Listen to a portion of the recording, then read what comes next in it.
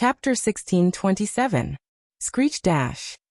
With an indescribable sound, the densely packed group of reapers surged downwards like a tidal wave that could devour everything. From Noah's perspective, the scene was as if the entire sky was filled with grim reapers that were as red as blood. They collectively emitted a terrifying aura that poured down like a torrential downpour. It was completely meaningless to compare them in terms of quantity, right?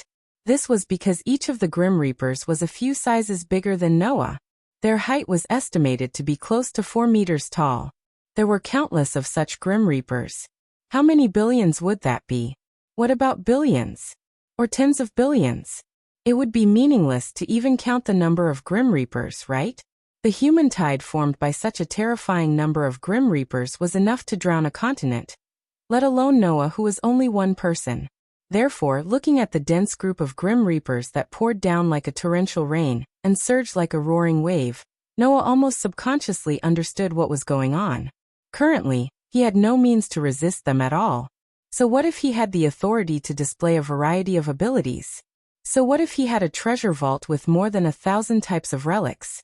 So what if he had the physical ability to surpass deities? So what if he had endless energy? Currently, he definitely had no way to block the Grim Reaper's tide that was surging toward him like a roaring wave. It was not that Noah did not have enough means, but the difference in level was too great. It was just like how a world boxing champion could easily defeat hundreds or thousands of ordinary people like himself. But even if such an existence threw a punch at the sky, let alone cause any impact, it wouldn't even be able to touch anything, right? For Noah, the Grim Reaper's tide was the sky that he could not touch. No matter how brilliant his means were, he would still not be able to touch the overwhelming red shadows of death that were surging toward him. That was the fact that Noah's instinct told him. Although he had not tried, even if he tried, it would just be a dying struggle, right? However, so what if you're struggling? A violent hurricane-like divine power surged from Noah's body. Like another monstrous golden wave, it swept across the area below the Grim Reaper's tide that was pouring down like a torrential downpour. Instead of dying in despair, why don't we fight for our lives before we die? At this moment, in the depths of Noah's heart, the stone plate with the 10 patterns connected to it trembled like never before. Immediately after, half of the 10 patterns blossomed with dazzling light. The giant, white horse, the dragon emperor, beast, phoenix. At this moment, Noah pushed his power to the limit, using 5 incarnations at the same time.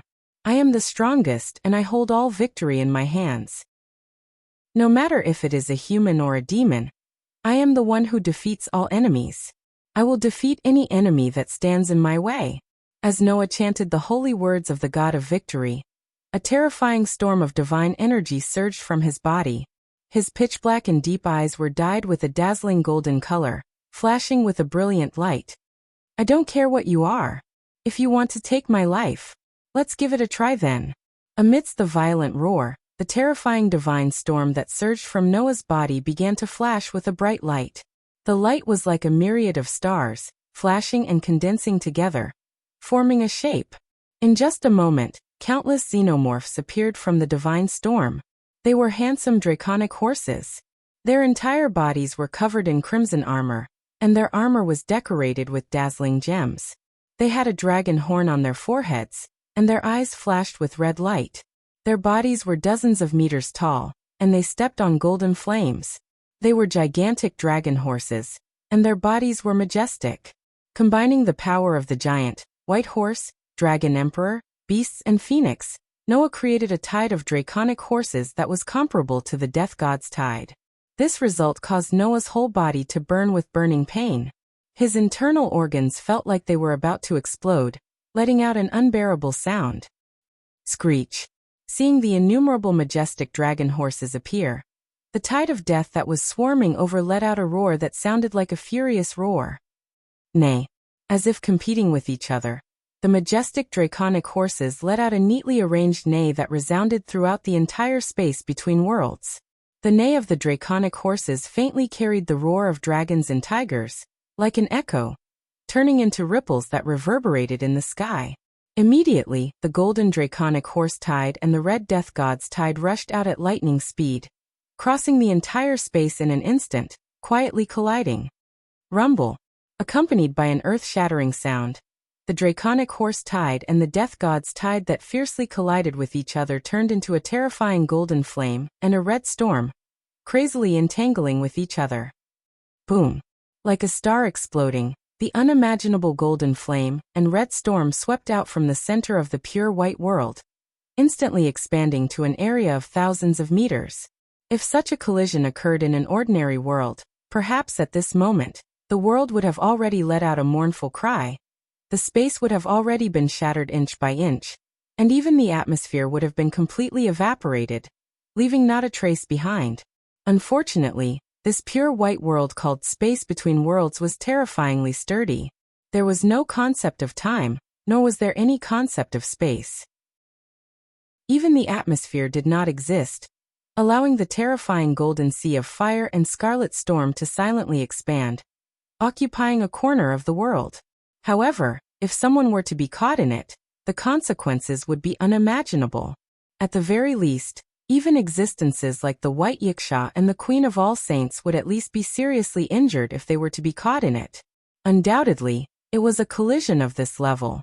In the next second, the scales of victory tipped in favor of one side. Wang. The scarlet storm appeared to be mocking something as it emitted a buzzing sound.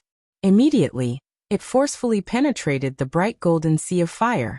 The terrifying flame sea that was formed by the power of the 5 incarnations of Giant, White Horse, Dragon Emperor, Beast Horde, and Phoenix was like an illusion at this moment. It could not block the red storm at all, and the red storm passed through it as if it did not see anything. Wadash! Noah's expression changed drastically.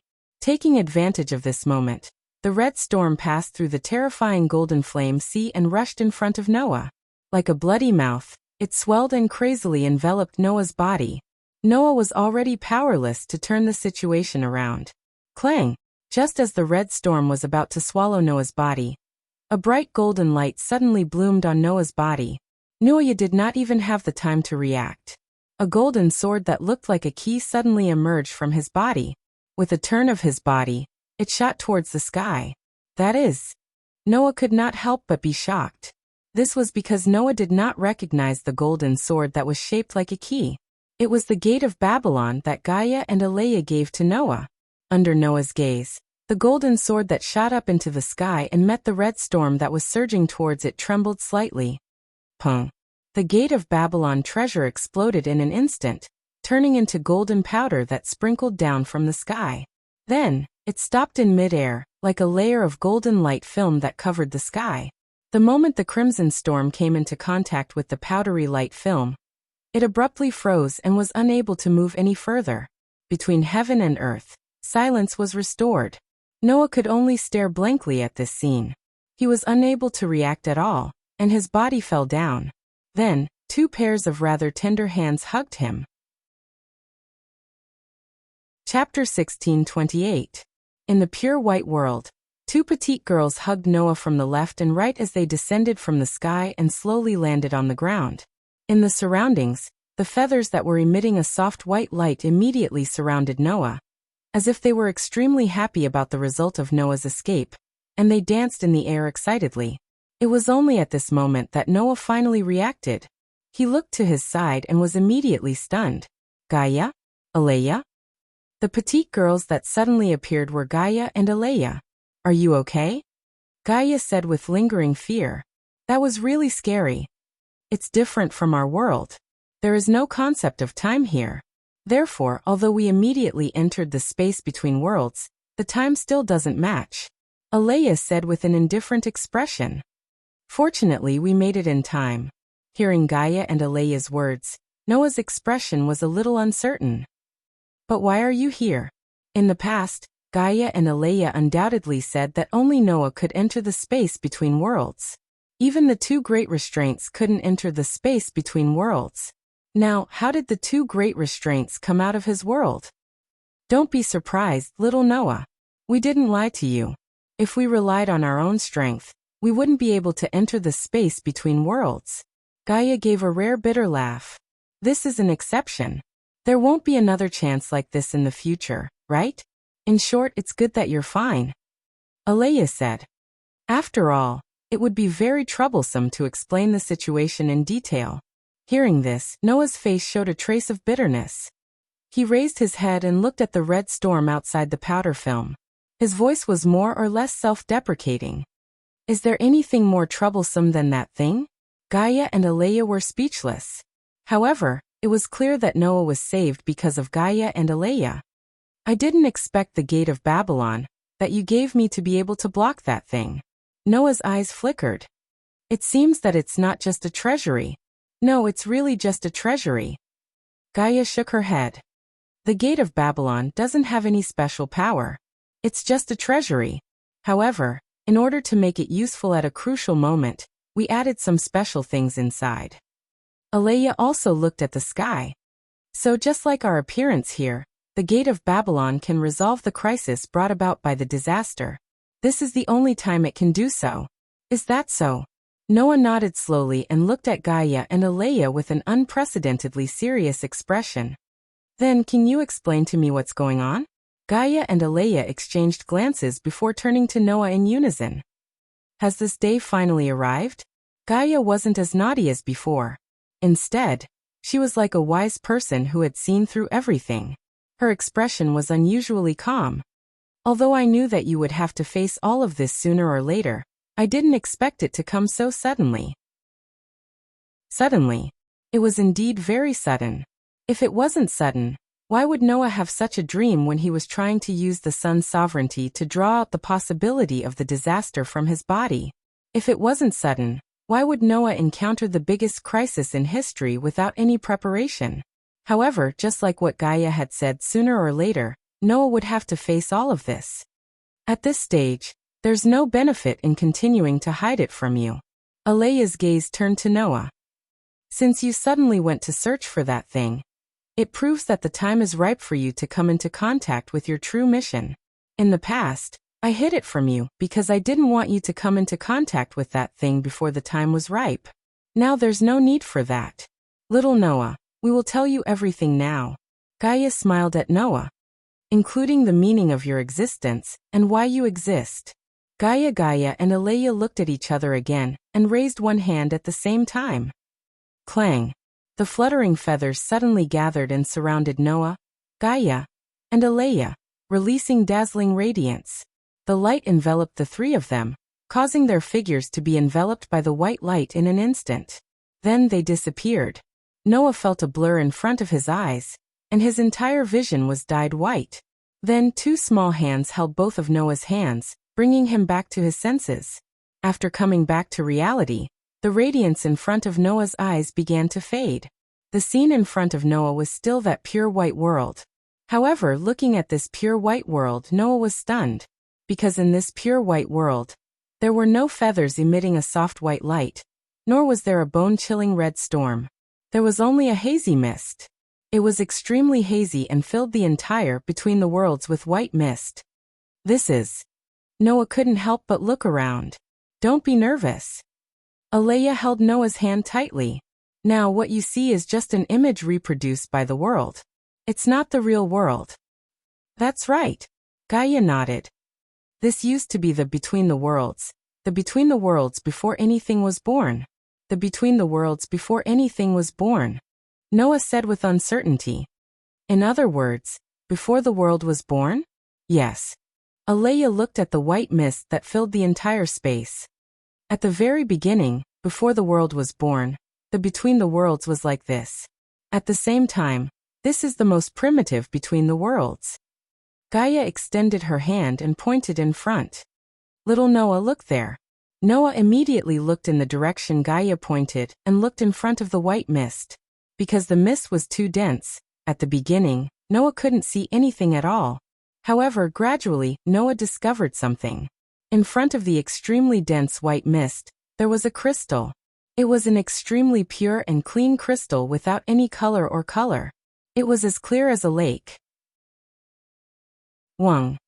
The pure crystal floated in the air, and as it spun, it emitted wisps of mist.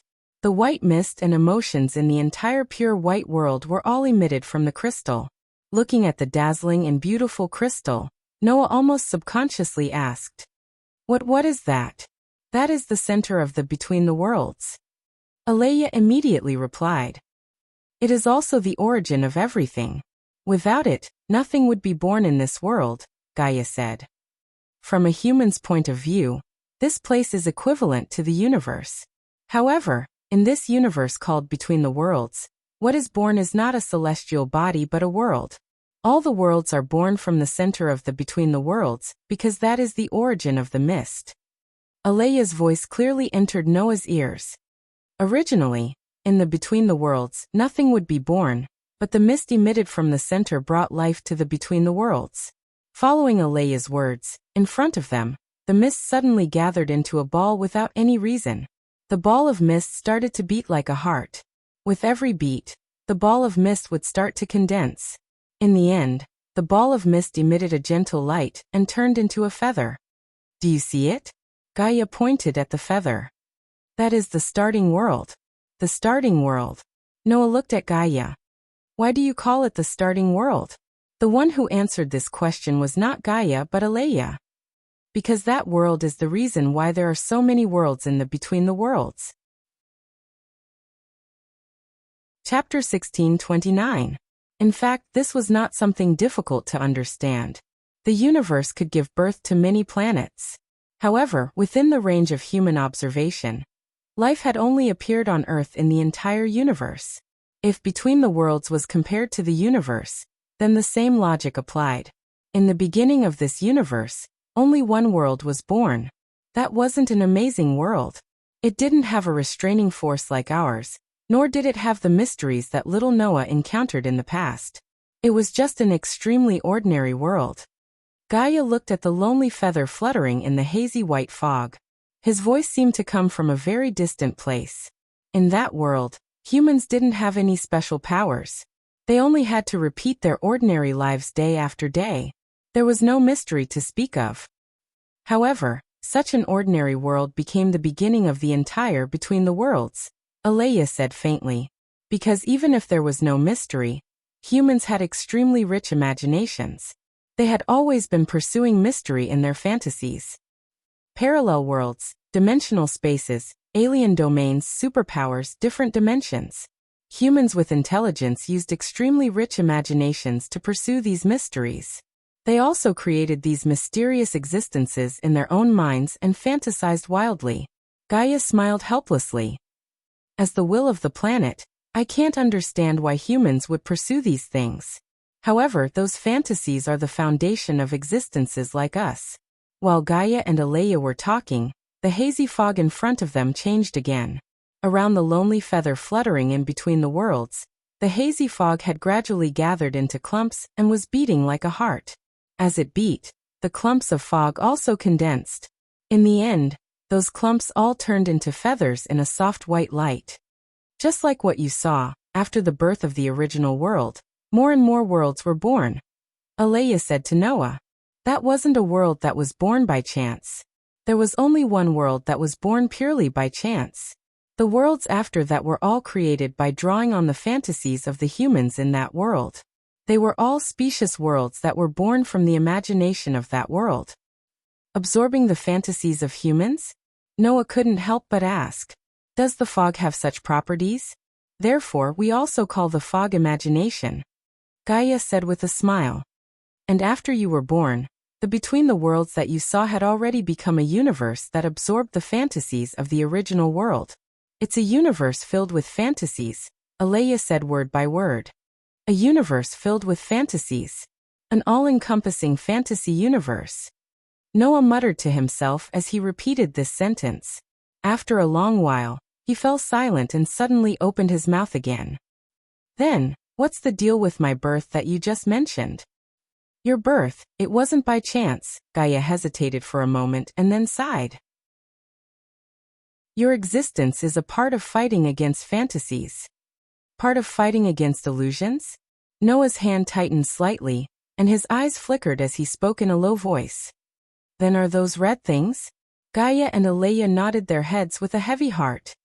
Although the fantasies of the humans in the original world gave birth to many worlds, Humans were originally an existence that didn't know whether they were good or evil, Alea said, with her identity as the amalgamation of human consciousness. Naturally, if there are good fantasies, there will also be bad fantasies. Those fantasies also became nutrients for the fog, and were absorbed by the fog. While speaking, the fog in front of them changed again. A ball of fog gathered together like the world that was born before. It beat like a heart and gradually condensed. However, the ball of fog gradually pulsed and condensed, and its color began to change.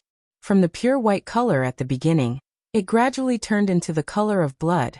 Seeing the ball of blood-red fog, Noah's palm couldn't help but smoke. Gaia and Alea's expressions also became very serious. Under the gaze of the three people, the blood-red fog continued to shrink. In the end, accompanied by a bloody light, it turned into a red space. That is the existence that absorbed all of the evil fantasies. Gaia bit her lips. All of the disasters started from there. As his voice faded, the scarlet space suddenly began to crack, creating many cracks. One by one, deathly red figures rushed out from the crack. They surged out like a tide and rushed towards the feathers that were emitting a gentle white light. They covered the sky and covered the earth as they flew towards the feathers that were emitting a gentle white light.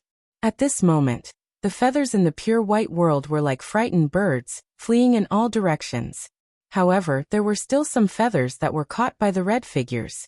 The red figures, like the god of death, turned into a red storm one after another. It was like a sharp blade that ruthlessly cut through the feathers. The feathers that were cut by the crimson storm were all cut into halves, losing all their luster, and falling to the ground in a dull manner. Seeing this scene, Noah's heart burned with rage. If it wasn't for the fact that everything in front of him was just an image, Noah wouldn't have been able to stop himself from attacking. Although Noah couldn't do anything to those red figures, Noah could only watch as the worlds were cut in half. That feeling was really unbearable. Originally, the world should not be able to interfere with the world. Just like how if two planets of the same mass in the universe collide with each other, they would definitely die at the same time. As an existence that shares the same root as the world, the shadow that has absorbed the fog of evil should not be able to affect the world. Alea continued to speak with an incomparably calm and indifferent tone. However, those red figures are the embodiment of the evil fantasies. They are like cells that are born with the ability to devour. They can affect the worlds and even destroy them. Fortunately, those worlds were born from the evil fantasies, Gaia added. As long as the worlds in the space between worlds aren't completely destroyed and the people's fantasies still exist, then these worlds can be repaired. Wait. Noah was suddenly startled. Doesn't that mean? Looks like you've already thought of it, Gaia faintly sighed. That's right. The only things that can be repaired are the worlds that were born from the evil fantasies. If the original world is destroyed, then it definitely can't be repaired. And as luck would have it, the starting world was destroyed. Alea looked up and stared ahead. It was during the first shadow hunt. Noah followed Alea's gaze and looked forward. There was a feather that wasn't cut in half like the other feathers. Instead, it was shattered like glass by the red storm, leaving behind only a pile of debris. The shadow that was born from the evil thoughts can affect and destroy other worlds, but other worlds still can't interfere with it, as it has the same origin, Gaia slowly said. Under such circumstances, a portion of the worlds that had perfect wills began to realize that they had to think of a solution. Otherwise, these worlds that had no resistance at all would one day be completely destroyed. For this reason, the world itself initiated an action that all the other worlds responded to and began. Alea turned his head and looked straight at Noah. They gathered the fragments of the original world that could no longer be repaired, and gathered the power of all the worlds to turn those fragments into a life form. This sentence made Noah's heart beat fiercely. Because the original world could no longer be repaired, the world successfully interfered with its fragments and also successfully injected life into those fragments, turning them into a human. Gaia held Noah's hand and looked straight at him. That person is you, Noah.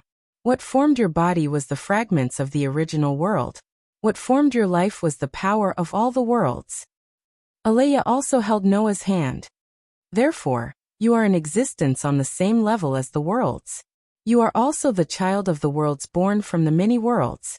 You can freely travel between worlds, find the lost world fragments, and repair the destroyed worlds.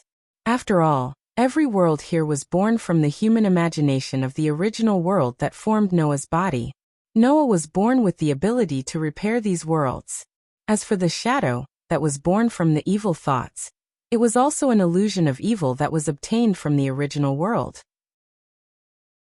Therefore, Noah should have the ability to interfere with the other side and eliminate all the disasters that were born from the evil thoughts. If it wasn't for the fact that the original world was just an ordinary world and didn't have any mysteries, the world itself wouldn't have been destroyed so easily. Gaia and Alea said at the same time, "Therefore, Noah, you are the only existence that can eliminate the natural enemies of the world." Chapter 1630. When the dazzling white light began to fade, Noah, Gaia, and Alea returned to the pure white world. Noah opened his eyes with a complicated expression. Gaia, who was still holding Noah's hand, couldn't help but speak. "After you were born for your growth, the many worlds here sent you into one of them. After all, even though you've been bestowed with sufficient intelligence, emotions are something that can only be developed through contact with all sorts of people," Alea said. "Although the worlds gave birth to you, they didn't want to treat you as a tool. For this reason, they gave you a good environment to grow up in. That is absolutely necessary. It is because of this that you were sent into that guild full of positive energy and grew up to be a happy child." Gaia smiled sweetly. "As for us, we were given the mission of guiding you by the various worlds. That is why we were able to form a connection with you.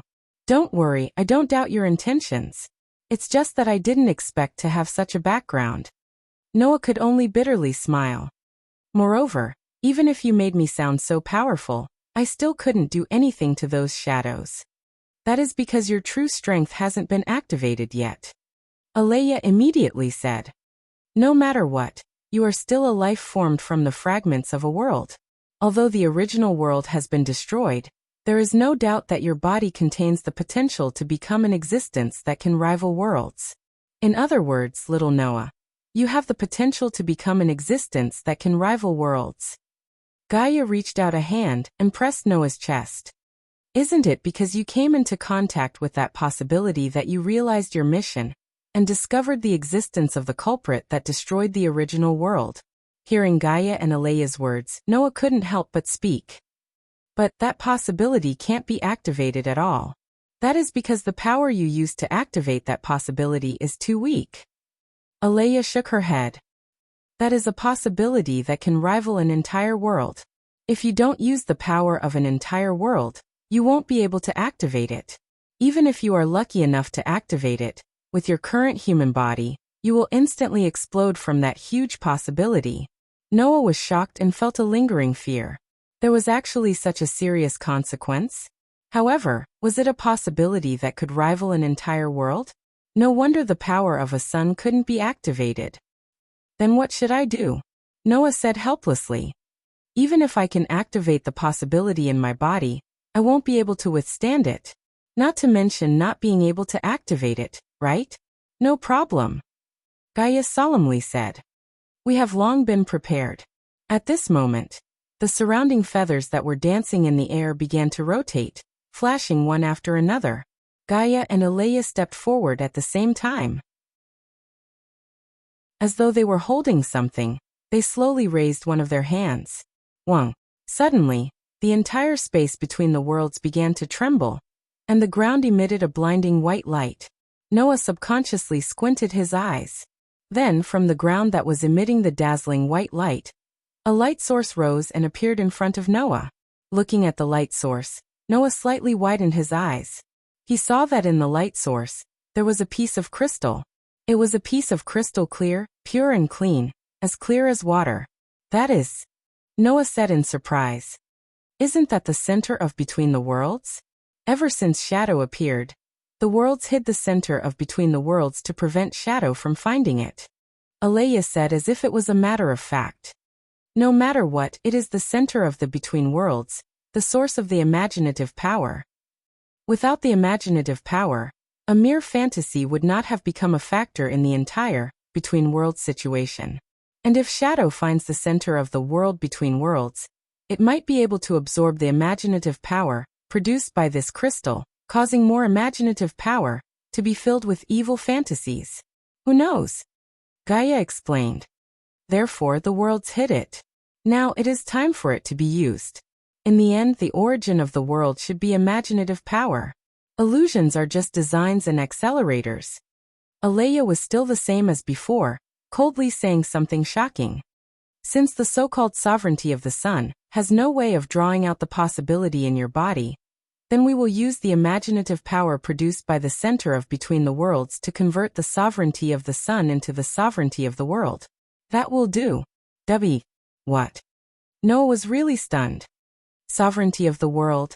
Not only will you convert the sovereignty of the sun into the sovereignty of the world, but in order for your body to be able to withstand the huge possibility of a world, you will also need to convert the favor you received from God, which is your ability value, into the favor of the world. Gaia raised her fingers and calculated. In addition, the power you received from God can also be converted into the power of the world. Sovereignty of the world, the power of the world, and the favor of the world can absolutely perfectly convert the possibility in your body into the power of a world.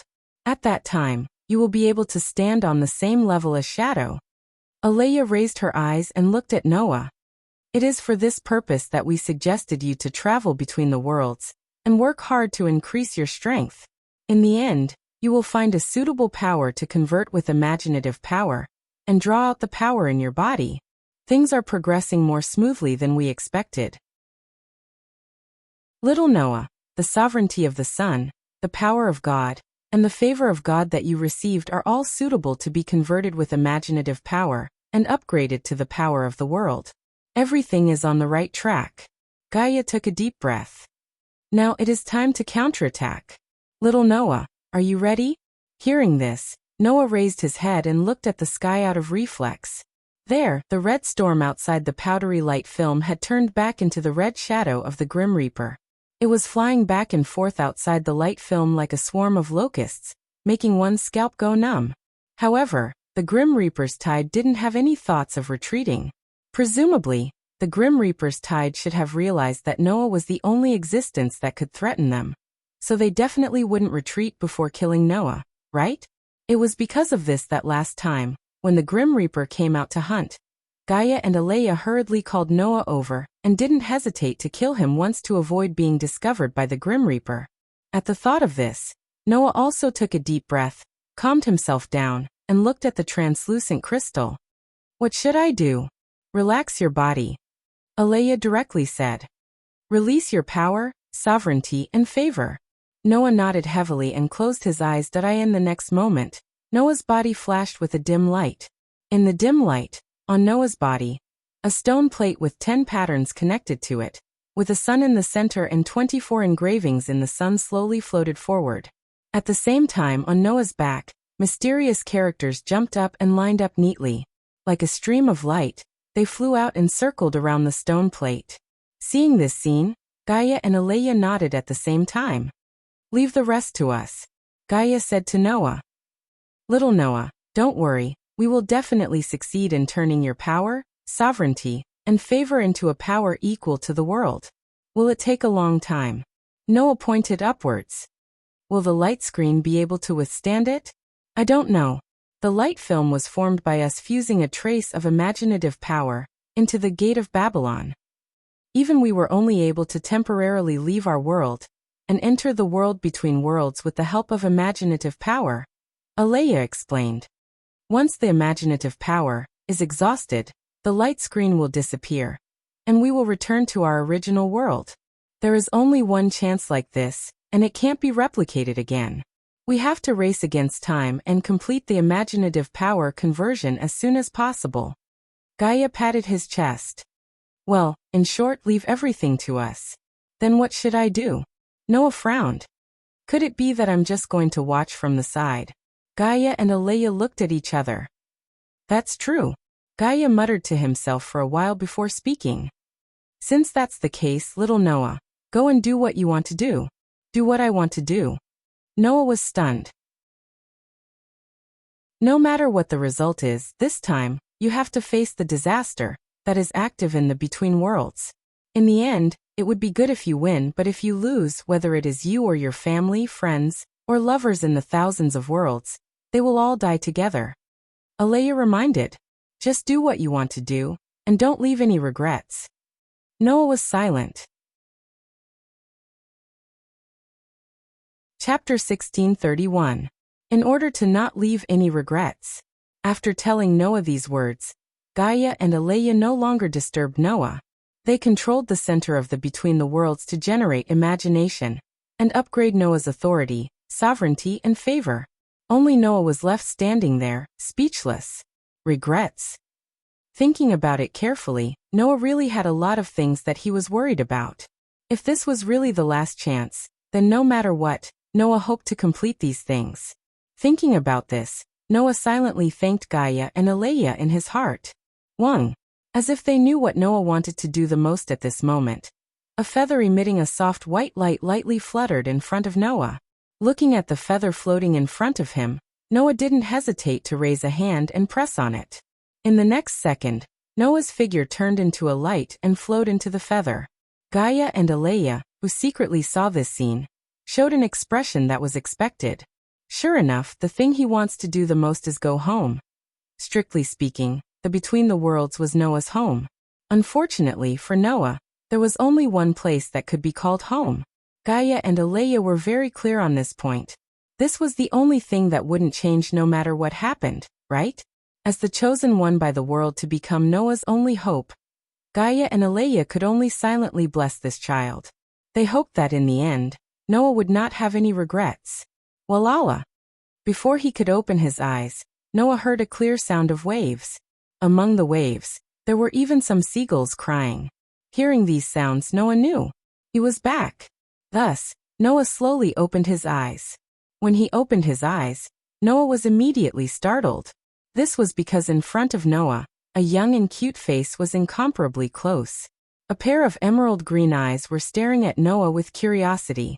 Oh! Mavis blinked. You're finally back? First generation? Noah hurriedly retreated a few steps, creating a distance between him and Mavis. However, Mavis seemed to not want to let Noah escape, and closed in on Noah. Hey. Mavis was like a curious child. While closing in on Noah, she impatiently asked, where did you go before? I searched the entire Skywolf Island and couldn't find you. Hearing this, Noah was puzzled by Mavis' question and curiosity at first, but then he realized. Before leaving this world, Mavis had used one of the 3 great spells of the fairy tale, called the Fairy Sphere, to freeze the entire Skywolf Island. This was an absolute defense spell that could even freeze time. In a situation where he couldn't break through it, where could Noah go? In the end, Mavis was stunned that she couldn't find Noah in the vicinity of the Skywolf Island. No wonder Mavis was so curious. However, Noah didn't answer Mavis' question, and instead looked around. At this moment, Noah was on the beach of the Skywolf Island. Outside, there was a boundless sky and sea. As for the barrier of the fairy sphere, it had long since disappeared. As expected, the absolute defense spell has been removed? Noah muttered. 7 years have already passed outside? Mavis had said that if he wanted to remove the power of the fairy sphere, he would have to spend 7 years. Now, since the barrier of the fairy sphere could no longer be seen, it proved that this super spell had already been removed. Therefore, 7 years should have passed in this world. To be exact, it should be 7 years and a month? Mavis corrected. Since the power of the fairy sphere was removed, a month has already passed. This explanation wasn't out of Noah's expectations. It wasn't something that was hard to understand. Because time was frozen and needed 7 years to unfreeze, when 7 years had passed in the outside world, only a moment had passed in the Skywolf Island. At that time, Noah, who was on the Skywolf Island, had chosen to leave this world and head to another world. And when Noah descended into this world again, at least a month would have passed in this world. If the time on the Skywolf Island had been frozen, a month wouldn't have passed. Therefore, it was only natural that when time began to flow on Heavenly Wolf Island again, It would be when the fairy sphere was removed and 7 years had passed in the outside world. Under these circumstances, Noah once again arrived on the Sky Wolf Island a month later. That would naturally be 7 years and a month in the outside world. Then what about grandfather and the others? Noah somewhat hurriedly asked Mavis. What about the frozen companions of the fairy tale on this island? They left a month ago. Mavis answered Noah's question with a lively and cheerful voice. At that time, because they couldn't find you, Makarov and those children thought that something had happened to you during your battle with Akonarolia. They almost went to the Black Dragon of Silent Revelation. Then what happened afterwards? Noah asked. What happened afterwards? Afterwards, I told them that you had some matters to attend to and that nothing had happened. Only then did they feel at ease and leave the Skywolf Island and return to the guild. Mavis said with a beaming smile. Therefore you have to thank me. Noah let out a sigh of relief and smiled gratefully at Mavis. Thank you, first generation. After saying this, Noah subconsciously reached out with his hand, wanting to pat Mavis' head. However, at this moment, Mavis seemed to have been electrocuted and fiercely jumped away, looking at Noah with a face full of fear. You mustn't touch me. Noah stared blankly for a moment before remembering and smiling embarrassedly. I'm sorry. I forgot that you're a specter and can't touch you. No, that's not the problem. Mavis shook her head and frowned, looking at Noah with an extremely serious expression. Isn't your physique able to eliminate the power of any magic? For an existence like me that doesn't even have a physical body, if I were to be touched by you, I wonder if I would also be eliminated. Noah scratched his cheek. That's impossible, right? I've never heard of a resistance to curses being able to eliminate the existence of specters. For an existence like me, I don't even know what kind of recognition will be given to me.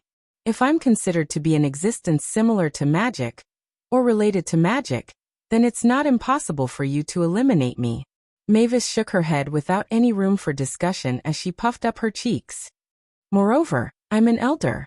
Casually touching an elder's head is an impolite thing to do. Elder, huh? Noah looked at the angry Mavis with an extremely strange expression as he muttered to himself. Don't worry, Mavis. No matter how you look at it, I'm the older one, right? Mavis looked at Noah angrily. You just said something impolite, didn't you? No, nothing like that. Noah laughed dryly and hurriedly changed the topic. Since everyone has gone back, it's better for me to hurry back as well. I don't know what has become of Fairy Tale. After losing their main force for 7 years, I'm afraid that Fairy Tale has already encountered a lot of problems, right? Thinking of this, Noah could no longer sit still. Go. Mavis smiled tolerantly. Remember to send my regards to everyone in the guild. Noah nodded heavily and looked towards the ocean, slowly clenching his fist. He hoped that the guild would be safe. Chapter 1632. Fiori Kingdom, Villa Magnolia. Compared to 7 years ago, Magnolia was neither prosperous nor weak. It was still the same as before, as if nothing had changed at all. It was bustling with activity. On the streets, people were walking back and forth. Around them, there were shouts and hawking sounds coming from the stalls. People were laughing and chatting with each other, or patronizing the stalls. The noise was constant, revealing a vibrant vitality. This scene made people feel unusually warm. However, walking on this street, Noah frowned slightly. It was not that he felt uncomfortable, but the conversation of the people around him caught Noah's attention. Did you hear? The main members of Fairy Tale seem to have returned? Main members? That's right. Don't tell me you've forgotten that 7 years ago, the main members of Fairy Tale went missing after they went out to sea? Oh, I remember now. There was indeed such a thing. I heard that the missing members seem to have returned a month ago. So that means that the guild is preparing to rise again? How can that trash guild rise again? Even if the main members are back, what can they do? It has already been 7 years, right? Well, that's true. A trash guild will always be a trash guild. Yeah. Noah's frown deepened as he listened to the conversation. There was a hint of anger and helplessness in his dark and deep eyes. Sure enough, 7 years will definitely cause problems? Noah was already mentally prepared for this. However, after confirming this, Noah's mood was both helpless and relieved. He was helpless because this result did not change. As for the sigh of relief, it was naturally because of the news about Fairy Tale. Although he did not know the current situation of Fairy Tale, but from the conversation of these people, the guild seemed to still be alive. As long as the guild was still alive, it was fine. Now Noah clearly knew what kind of existence he was, and what kind of fate he had to bear. Under such circumstances, if Fairy Tale did not exist, then Noah really did not know what would become of him. Fortunately, the worst thing did not happen. However, even if the worst did not happen, from the conversations of the people around him, he could tell that Fairy Tale was not in good condition. He wondered how his former companions were doing now. At the thought of this, Noah couldn't help but quicken his pace as he headed in the direction of the Fairy Tale Guild. Under the illumination of the sun, the signboard of the Fairy Tale Guild flashed with a dazzling light. A flag with the guild emblem of Fairy Tale fluttered in the wind at the top of the castle-like building, silently announcing to the world that the guild that was once the #1 guild in the kingdom of Fiori was still alive and kicking. Noah directly walked into the guild and pushed open the door. If it was in the past, all the noises that belonged to Fairy Tale would have immediately entered Noah's ears. However, this time, such noises did not ring out. This was because the entire hall of Fairy Tale was extremely empty. There was not a single person in sight. Noah's expression immediately darkened. He silently lifted his foot and walked into it. Tap, tap, tap, tap. The clear sound of footsteps reverberated in the air, bringing about a lonely atmosphere. This was something that would never have happened in the previous Fairy Tale. But now, Noah felt like he was the only person in the world, and a sense of loneliness rose in his heart. This feeling of loneliness was broken in the next second by a voice. Noah? A trembling voice rang out. Hearing this voice, Noah's footsteps paused, and he immediately turned his head to look at the source of the voice. In the next moment, two figures appeared in front of Noah's eyes. They were two middle-aged men who were at least 40 years old. At this moment, these two middle-aged men were looking at Noah with an expression of disbelief. Their eyes were brimming with tears, as if they were in disbelief. Looking at the two middle-aged men, Noah hesitated for a moment, and spoke with uncertainty. Are you Makao and Wakaba? After hearing Noah's words, the two middle-aged men finally believed what they had seen. You're back, Noah. Makao was overjoyed. That's great. You're finally back. President and the others didn't see you when they came back, so we thought something had happened to you. Wakaba was also overjoyed. Looks like you're safe, that's great. Seeing Makao and Wakaba's joyous expressions, Noah's heart finally felt full. No matter what changes had happened to Fairy Tale, the only thing that mattered to him was the feeling of caring for his companions. Even after 7 years, it still hadn't changed. You're all old. Noah first sighed. Then he thought of something and hurriedly asked. Right, where's everyone in the guild? Just as these words were spoken, an aged voice that was filled with surprise and joy rang out. Oh, Noah? You're back? Along with this voice, a short and old figure slowly walked out from the inner section of the guild. It was Makarov. Grandfather. Noah's heart suddenly calmed down. Where have you been? Makarov said reproachfully. I've been gone for a month. Mira and Lisana were worried to death. Makarov's words elicited an extremely strong reaction from Makarov and Wakaba. President, you haven't seen Noah for a month, but we haven't seen him for 7 years and 1 month. Yes, you're just worried, but we were once in despair. From Makao's and Wakaba's voices, Noah could clearly hear the excitement in their voices. That was true. To Makarov, Noah had only been missing for a month. However, to those who stayed in Fairy Tale, Noah had been missing for 7 years and 1 month. How could they not be excited? Fortunately, the members of Celestial Wolf Island Group had already returned a month ago. Otherwise, who knows how excited Makao and Wakaba would be at this moment. No matter what, it's good that you're fine. Noah was relieved. Even after 7 years, the guild still hasn't changed. Noah said this from the bottom of his heart.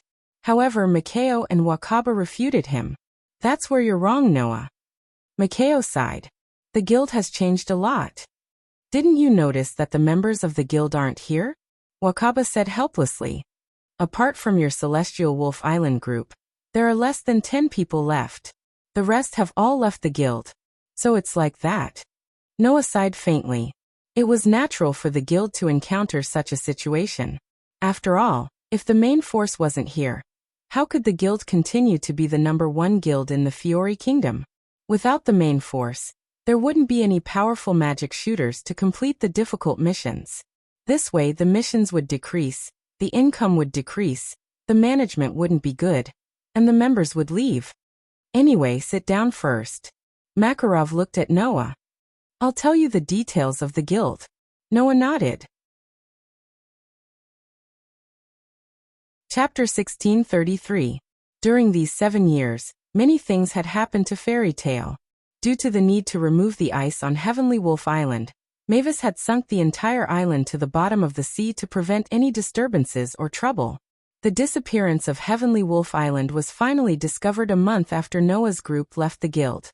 At the same time, the news of Heavenly Wolf Island being attacked by the Black Dragon Akinalia, who had destroyed a country in silent revelation, had also spread throughout the continent.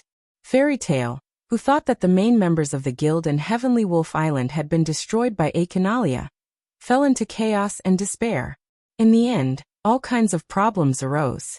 For example, after knowing that the main members of the guild were no longer around, the number of requests for Fairy Tail became fewer and fewer, making it difficult for the guild to operate. Another example was the remnants of the Dark Guild and the Magic Order that had been annihilated by the Fairy Tail. They had also come knocking on the door and launched more than one attack. Facing all of this, the guild's situation worsened by the day, and finally, the guild's members began to withdraw. Now, aside from the main members who had met with misfortune on Heavenly Wolf Island, the guild only had less than 10 members left. Fortunately, Noah had a bad premonition before leaving for Heavenly Wolf Island.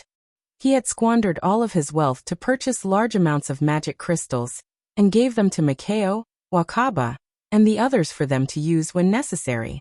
It was precisely because of these magic crystals that Fairy Tail was able to activate the runic defense system that Noah had left in the guild, blocking the attacks of many dark guilds and magic order. Not only that, when the guild was in a financial crisis, Makao and Wakaba had sold off a portion of the magic crystals and earned a lot of money, allowing Fairy Tail to survive until now. If not for those magic crystals, even if Fairy Tail was still around, they would still be in debt. They might not even be able to protect the guild building. The magic crystals you left behind gave the guild a chance to breathe. A trace of turbidity appeared in Makarov's eyes.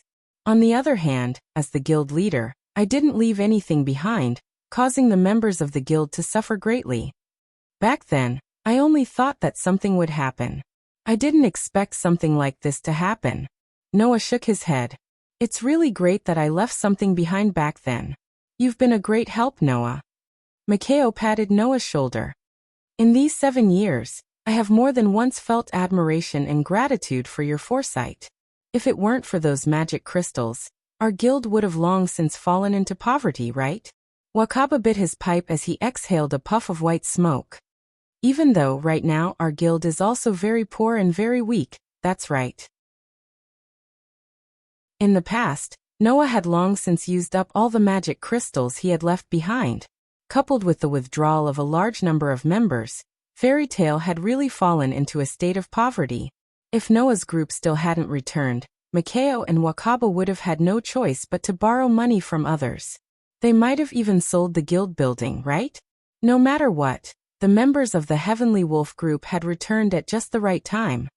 It's really great that we didn't sell the guild building. Makao nearly cried. Otherwise, as the 4th-generation guild leader, I wouldn't have the face to meet you. You only became the guild leader because no one in the guild had more experience than you. You don't have to talk about it all the time. Wakaba unhesitatingly tore down Makao's mask. Now that the guild leader and Noah have returned, do you think you still have a share in the guild leader's position? Shut up. Of course I know that. Makao flew into a rage out of humiliation. I'm just saying it for fun, can't I? The two veteran members immediately started arguing in front of Makarov and Noah. Noah and Makarov didn't know whether to laugh or cry, but at the same time, they let the two go. Since everyone has returned, where are the others? Noah looked at Makarov. Why don't I see anyone? Right, you still don't know about this matter. Makarov finally remembered this matter. He picked up a glass of wine and took a swig as he explained, that's right. Everyone went to cultivate. Cultivate? Noah was surprised, but immediately understood. So that's how it is. Are you planning to get back the 7 years of blank time? In this era, the main members of Fairy Tail were still as strong as they were 7 years ago. In other words, everyone else had obtained 7 years of growth time. Only the main members of Fairy Tail didn't have the slightest bit of growth in these 7 years. I'm afraid that Naz, Gray, and the others who were able to occupy the first line of combat power in Fairy Tail have already been reduced to the level of slightly stronger magic shooters in this era? If they didn't cultivate properly and got back the 7 years of blank time. Even if the main members returned, there wouldn't be many people who would entrust them with difficult tasks. This was also the reason why people thought that even if the main members returned, Fairy Tail would still be a trash guild. Now Fairy Tail is no longer the #1 guild in the kingdom. Instead, it has become an existence at the bottom. Mikao complained. For example, Lamia Scale and Blue Pegasus have now far surpassed us. Especially Lamia Scale, they are now the #2 guild in the kingdom. They are much stronger than us.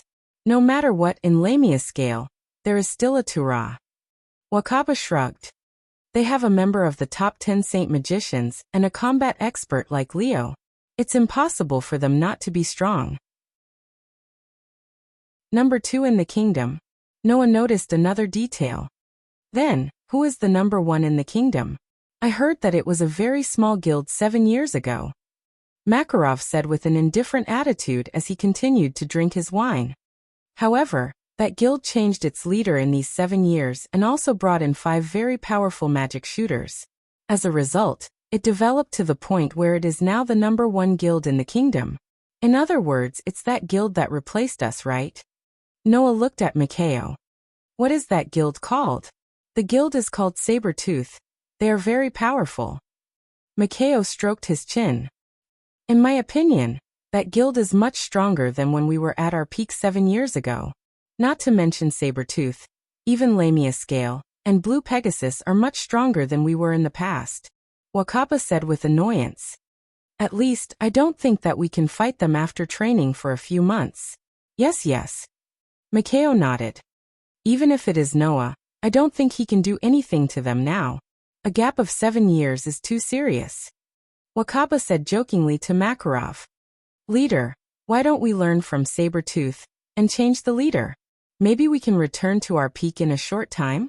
Wakaba's words made Makarov stop drinking and narrow his eyes. You reminded me. Mikao and Wakaba were startled. At this time, Makarov suddenly said to Noah, let me show you something. Noah was also stunned. Something? What thing? Chapter 1634. Magnolia Fairy Tale Guild. This was the underground of the guild. Under Makarov's lead, Noah walked down the stairs in the dim tunnel. Looking at Makarov, who was leading the way, Noah hesitated for a moment before he chose to speak. Grandpa, what are you going to show me? Makarov didn't turn around or answer. He just kept walking down the stairs. After a while, Makarov spoke. On Sirius Island, you once brought back a young man, right? Makarov's words made Noah's expression freeze slightly. That young man seems to be the black magician Jerf who existed 400 years ago. Makarov's voice became solemn. Is this true? I don't know. Noah shook his head. But Hades did call him Jerf. If that person said so, then it's true. Makarov smiled bitterly. As expected, Jerf has always been cursed by God and managed to survive. His words made Noah raise his eyebrows in surprise. Grandpa, you know that Jerf has been cursed by God? Not only do I know that Jerf has been cursed by God, but I also know the true form of the curse on him, Makarov said in a deep voice. That is the curse of the god of Anxalam. God of Anxalam? Noah was stunned. Enxalam is the god of life and death, Makarov said. 400 years ago, because Jerf conducted research on life and death, he seriously violated the domain of the god of Enxalam and was cursed by that god. That is an ancient curse called the curse of contradiction. Makarov's voice became extremely solemn. If the person who receives this curse respects life, then he will take away the lives of those around him.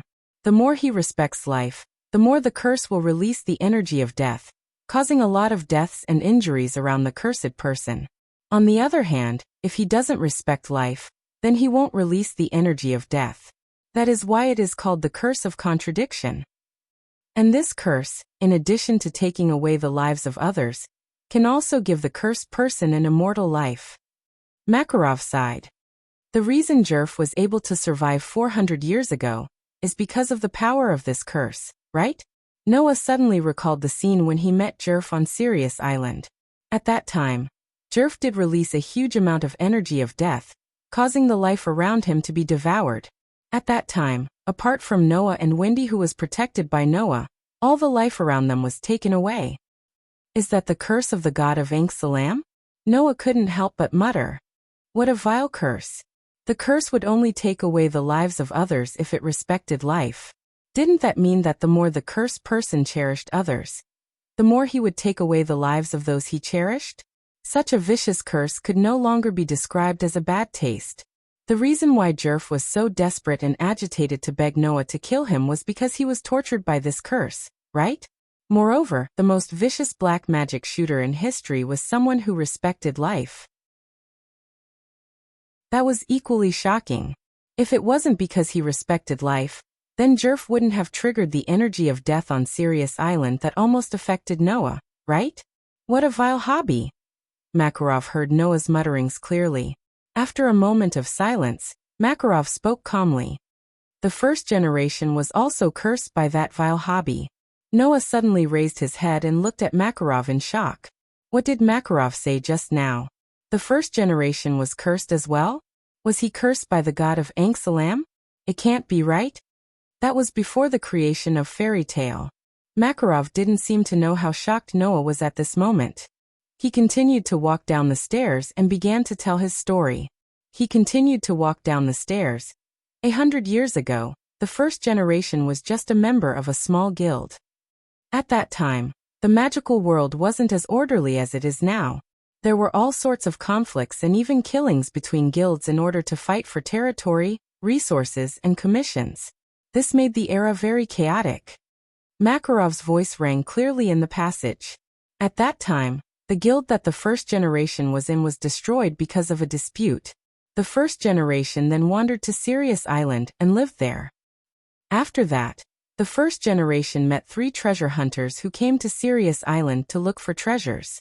They left Sirius Island together and came to Magnolia. Makarov paused slightly. Along the way, the first generation and the 3 treasure hunters met an incredible black magic shooter and learned magic from him. Black magic shooter. Noah's eyes began to sparkle. That so-called black magic shooter should be Jeffrey, right? Did that mean that the first generation learned his magic from Jerf? This was yet another shocking fact.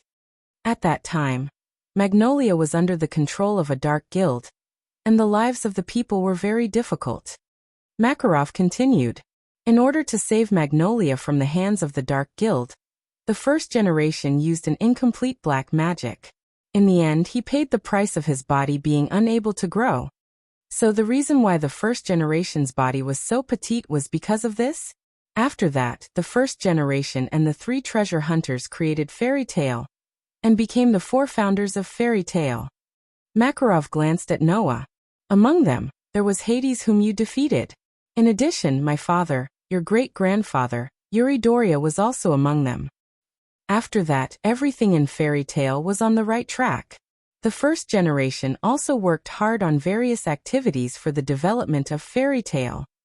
Makarov closed his eyes. Until one day, the first generation met Jerf again and learned something from him. Hearing this, Noah understood. Seems like you've guessed it. Makarov's voice sounded a little old. That's right, the first generation's body didn't stop growing. Instead, like Jerf, he was cursed by the god of Ingthuram and became immortal. But isn't that a little strange? Noah couldn't help but ask. Since he's immortal, why did the first generation die? That's because the god of Ingthuram's curse will cause those who cherish their lives to harm those around them. In order not to harm his companions in the guild, the first generation left the guild, found Jerf, and asked him to kill him, Makarov explained. But Jerf asked the first generation to kill him if there was a way.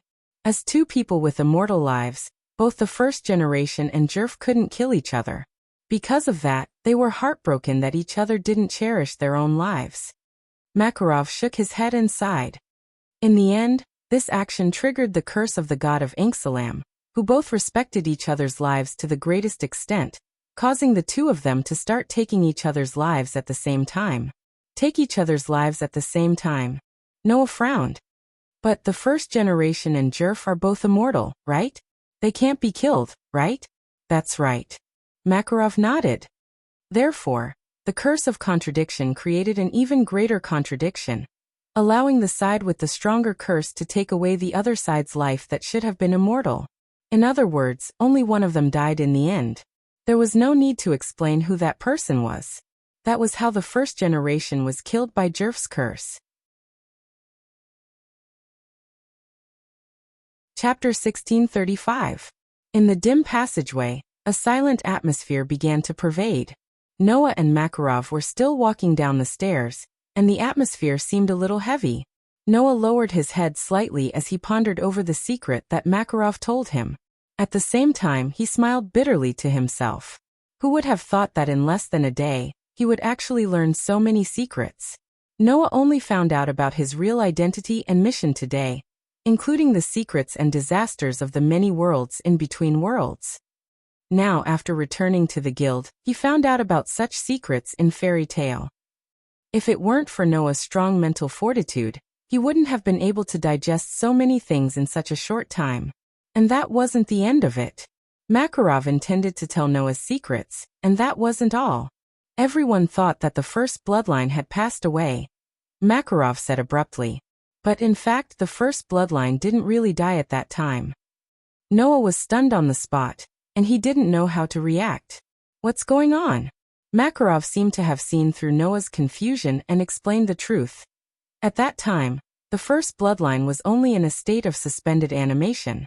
His heart was still beating. Jerf sent the first bloodline, who was in a state of suspended animation, back to fairy tale. At that time, the second-generation guild leader, Precito, also known as Hades, discovered that the first bloodline wasn't dead, so he used the magic crystal in the guild's basement to revive the first bloodline. This attempt ended in failure. Speaking of this, Makarov clenched his fists with a heavy expression. However, Hades lived up to his reputation as a genius who was closest to the demonic abyss.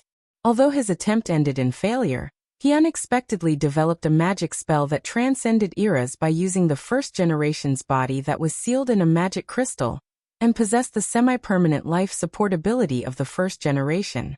The three great spells above: fairy tale, fairy law, fairy glitter, and fairy sphere. Makarov said word by word. That is the permanent spell, fairy heart. Fairy heart. Noah muttered softly. There was shock and astonishment in his voice. A spell developed from the semi-permanent life support ability of the first bloodline? Only the guild masters of fairy tale knew about the existence of that spell. We also called it Lumen Starlight, Makarov reminded him. You should still remember when Hades came to Magnolia and spent a lot of effort to kidnap our guild members, right? Of course, Noah remembered this matter. After all, at that time, Hades specially came to Magnolia because of Noah and spent a lot of effort to kidnap the members of Fairy Tale, forcing Noah to come out of town. At that time, the reason why Hades didn't dare to attack Magnolia directly and chose to go to such great lengths was because he was wary of the existence of Lumen Starlight, Makarov said. As long as that is there, no matter what kind of enemy we face, we have a chance of winning. Even if it's Jerv and Aconarolia, it's the same. Makarov's words made Noah more or less silent. So there was such a trump card in Fairy Tale? But there was no way for others to know about it. Not to mention other things, just the lumen starlight itself was developed with Mavis' body as the center, and the principle of its establishment was because Mavis had been cursed by Anxalam. If this matter was spread out, it would definitely affect the entire fairy tale, right?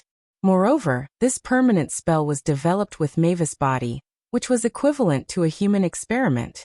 If the council knew about this matter, then fairy tale would very likely be banned.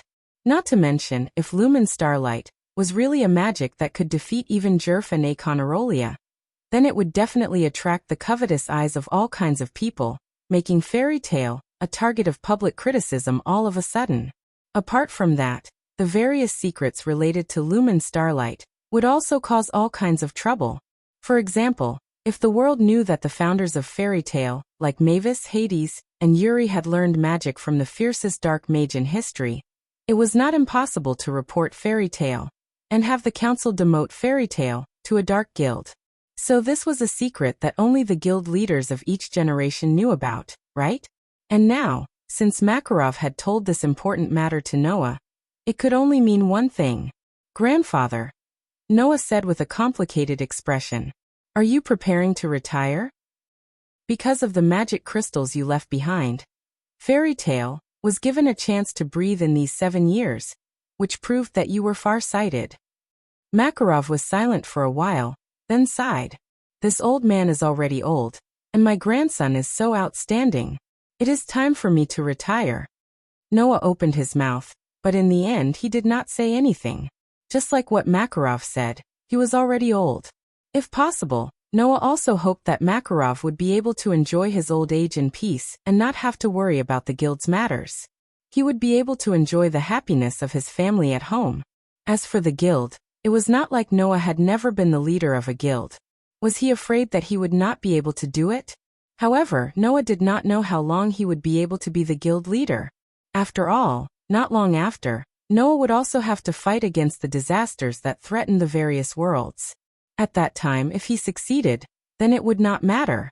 If he failed, then Noah would be destroyed by Shadow, along with the myriad of worlds. Since that was the case, then there was no need to be calculative. If he won, then he would return to being the guild leader. If he lost, then he would disappear together. It did not matter how long it would last. Thus, Noah nodded heavily. I understand, Grandpa. The heaviness and vicissitudes of life on Makarov's face finally faded, and he smiled with some relief. Well, you don't have to worry. For the time being, I will stay in this position for a while. When there is a chance, I will announce this matter. While talking, the two finally arrived at the underground. At the end of the stairs, there was a palace that was not too vast. After passing through this palace, a door appeared in front of Noah and Makarov. Boom! With a heavy thud, the door slowly opened. What appeared in front of Noah was a vast basement. The basement was very empty. Only in front of them stood a huge crystal. And in that crystal, a young girl like a fairy was floating inside, naked. Her eyes were closed, and her face was serene. She was like a sleeping beauty, very beautiful. That is lumen starlight. Makarov looked up at the crystal and said very solemnly, it symbolizes infinity, the eternal magic that can produce inexhaustible magic, fairy heart. Now I entrust it to you. Makarov looked at Noah, and his voice was unprecedentedly serious. I hope you can guard it well, and use it properly. Noah looked at the girl in the crystal and nodded silently. Chapter 1636. In the basement, a huge crystal shone in the darkness. Inside the crystal, a naked, seductive girl with her eyes closed was suspended in the air. That scene was both beautiful and sacred, causing others to be unable to produce the slightest trace of evil thoughts. After explaining everything, Makarov had already left. Thus, Noah was the only one left in the entire basement. Looking at Mavis floating within the resplendent crystal, he softly muttered, Fairy heart? It symbolized infinity, and was able to unleash eternal magic that would never run out. With this, even if I wanted to have everything, it wouldn't be difficult, right? Why was the third perpetual motion machine called the crystallization of dreams? It was because it could create infinite energy out of nothing. With the third perpetual motion machine, not to mention wealth, it was not impossible to create weapons that could destroy the world. Therefore, the third perpetual motion machine that was abused by malicious people would become a factor that led to the end of humanity, making Azdakaha the final trial of humanity. It was the same principle. For this world that had integrated magic into life, magic was an energy source, and could be said to be everything. With the ability to use eternal magic that would never run out, it would be easy to get whatever you wanted. However, like the third perpetual motion machine, this perpetual magic was a double-edged sword. If it was used well, it would naturally be able to unleash unimaginable miraculous effects. But if it was not used well, it would definitely be the same as the third perpetual motion machine that led to the end of humanity, becoming a factor that would destroy humanity. The existence that was related to infinity was basically like this, always influencing the direction of the world and humanity. In the world of Demon High School, the infinite dragon god Orpheus, who was above everyone, was like this. In the world where problem children came from another world, the third perpetual motion machine that became a factor of humanity's final trial was like this. In this world, the fairy heart, which symbolized infinity, was the same. Even if Noah had the third perpetual motion machine, didn't he also have the ability to influence the direction of this world and human society? The principle was the same. So grandfather was right, if this thing was exposed, it would only be a disaster, right? Noah's heart was determined. If that's the case, it's not safe for it to stay here. No one knew that in fairy tale, there was such a basement. The entrance had always been sealed. Only Noah and Makarov knew how to enter. Logically speaking, it should be safe for Lumen Starlight to stay here. However, no one could say for sure when it would be found. Rather than that, it is better to keep it by my side. After all, in this world, there was no safer place than staying by Noah's side. Although Noah had left his authority, sovereignty, grace, and even his treasure vault in the space between worlds, Noah's power was enough to deal with all enemies in this world. With the third perpetual motion machine, Noah's magic power, divine power, physical strength, and even mental strength had reached an unlimited level. With Noah's inexhaustible magic power like Lumen Starlight, once he used the strengthening magic, even if it could not strengthen his physical strength to the same level as when he had the ability value, it would certainly not be worse than Hercules in the current world in the form of a servant.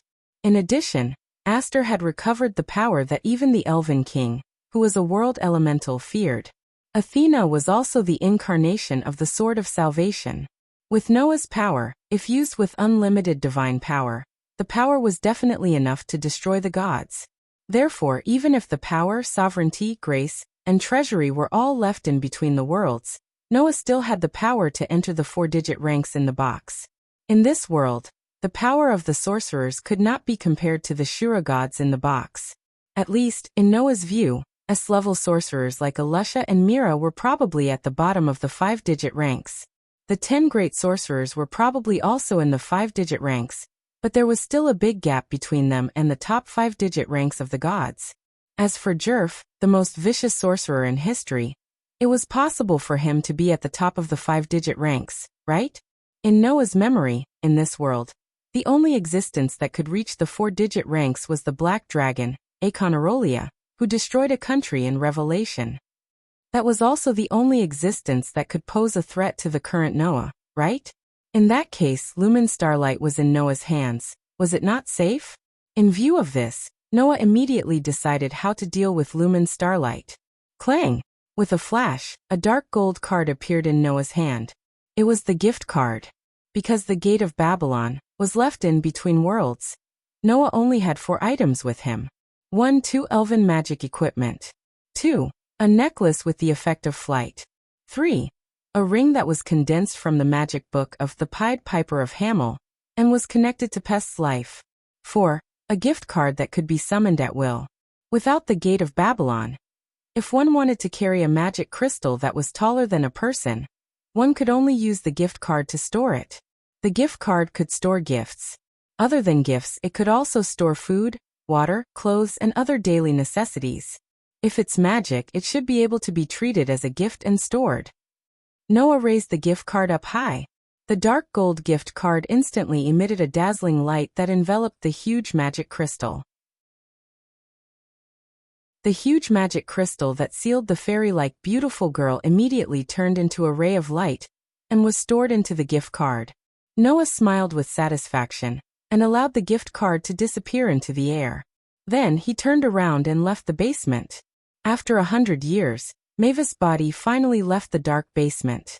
After leaving the basement, Noah returned to the guild. In the guild there were still only 3 people, Makarov, and Wakaba.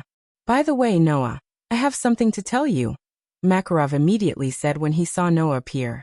"In the next 2 months, you should work hard on your cultivation and prepare to participate in the Great Demonic Battle Exhibition in 2 months." Great Demonic Battle Exhibition? Noah was slightly startled. "What's that?"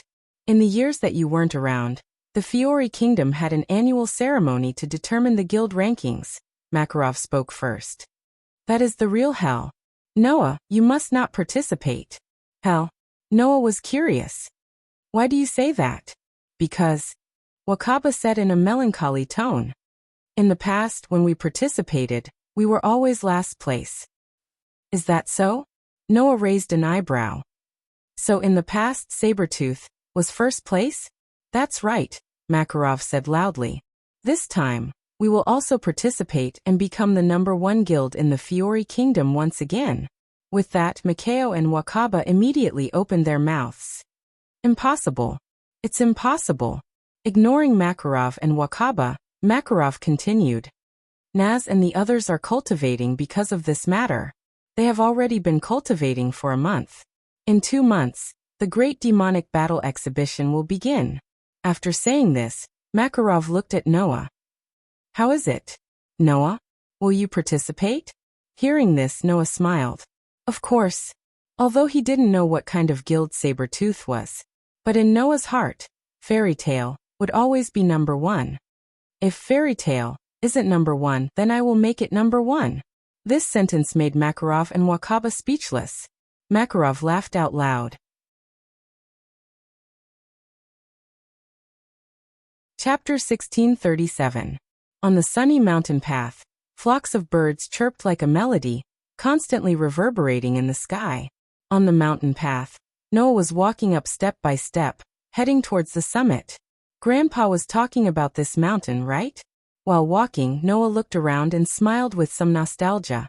"In the past, I also cultivated in this area," Yifutian said. In order to participate in the Great Magic Battle Exhibition 2 months later, Noah also left the guild and prepared to train for a period of time. Although in Noah's view, in this world, apart from Akonarolia, there should be no one else who could threaten him. But rather than hiding in the guild for 2 months, Noah still chose to come out and train. Of course, the current Noah didn't have to endure hardships for several years like before in order to learn magic. This time, Noah only intended to train his energy control. "Ever since I got the 3rd perpetual motion machine spirit, although I have unlimited energy, too much energy has instead caused problems in control." Noah thought silently.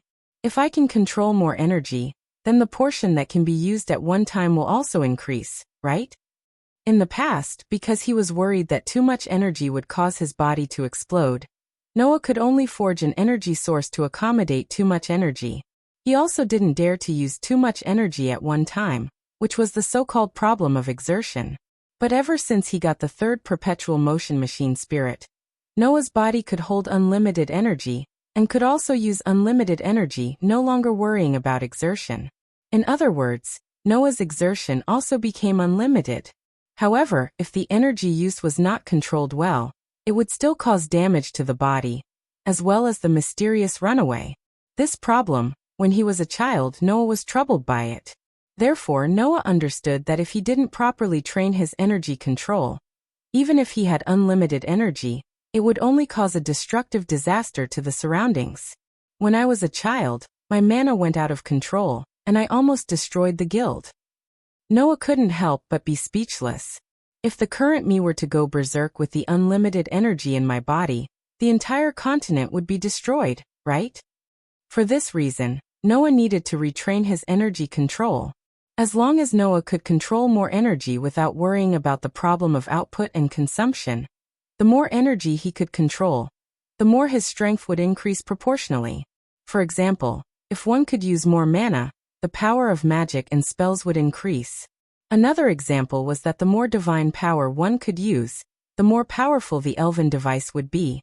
Now, consumption and exertion were no longer a problem that troubled Noah.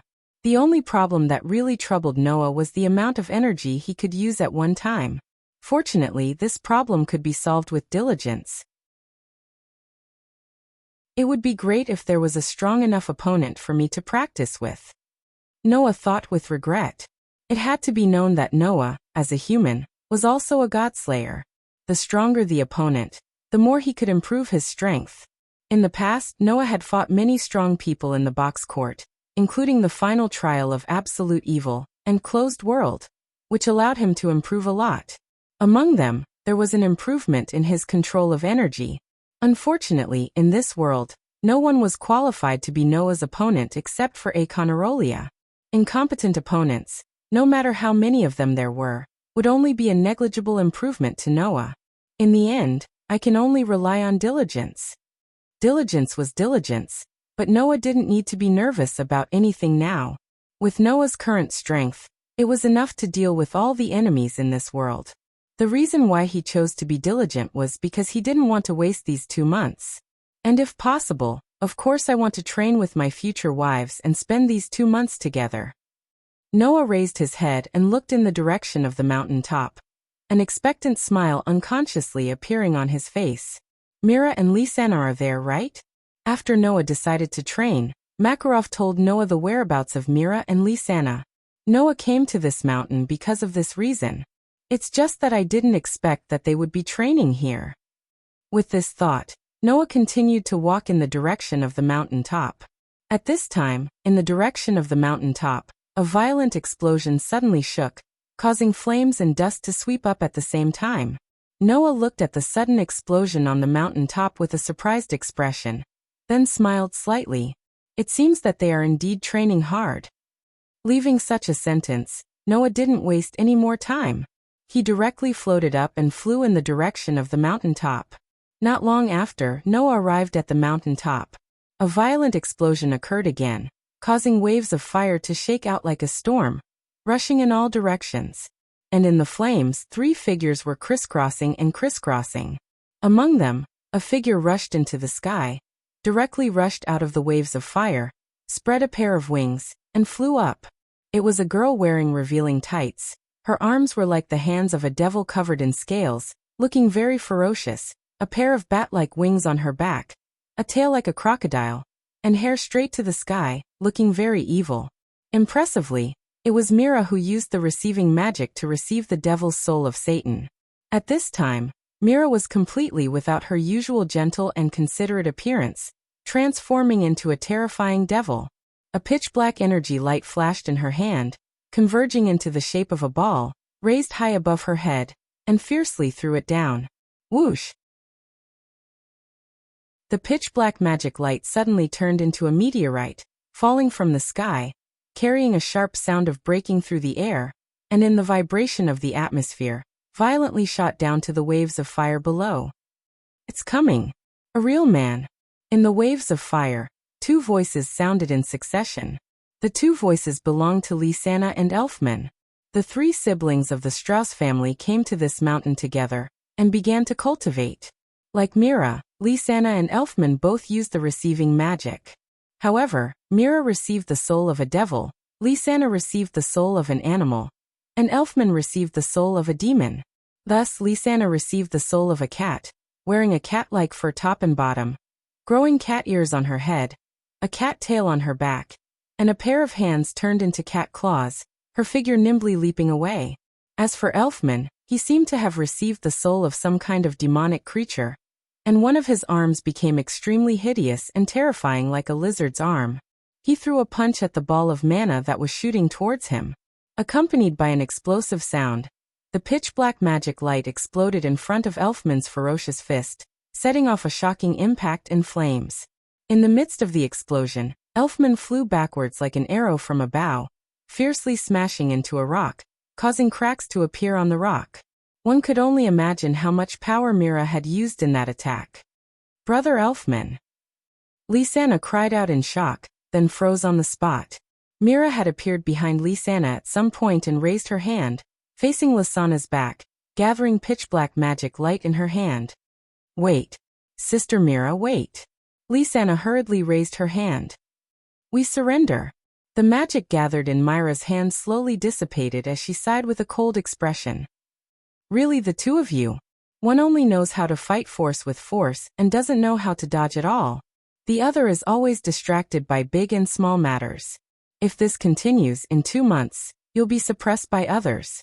Ugh. Lysana was speechless. Only Elfman, who was paralyzed in front of the cracked rock, raised his hand weakly. "But, sister, fighting force is what a man is." Mira immediately glared at Elfman, causing Elfman to shudder and shut his mouth. Seeing this scene, Noah couldn't help but laugh out loud. This laughter was immediately heard by Mira, Lysana, and Elfman. Seeing Noah floating in the air, unable to hold back his laughter, the siblings were first startled before they were pleasantly surprised.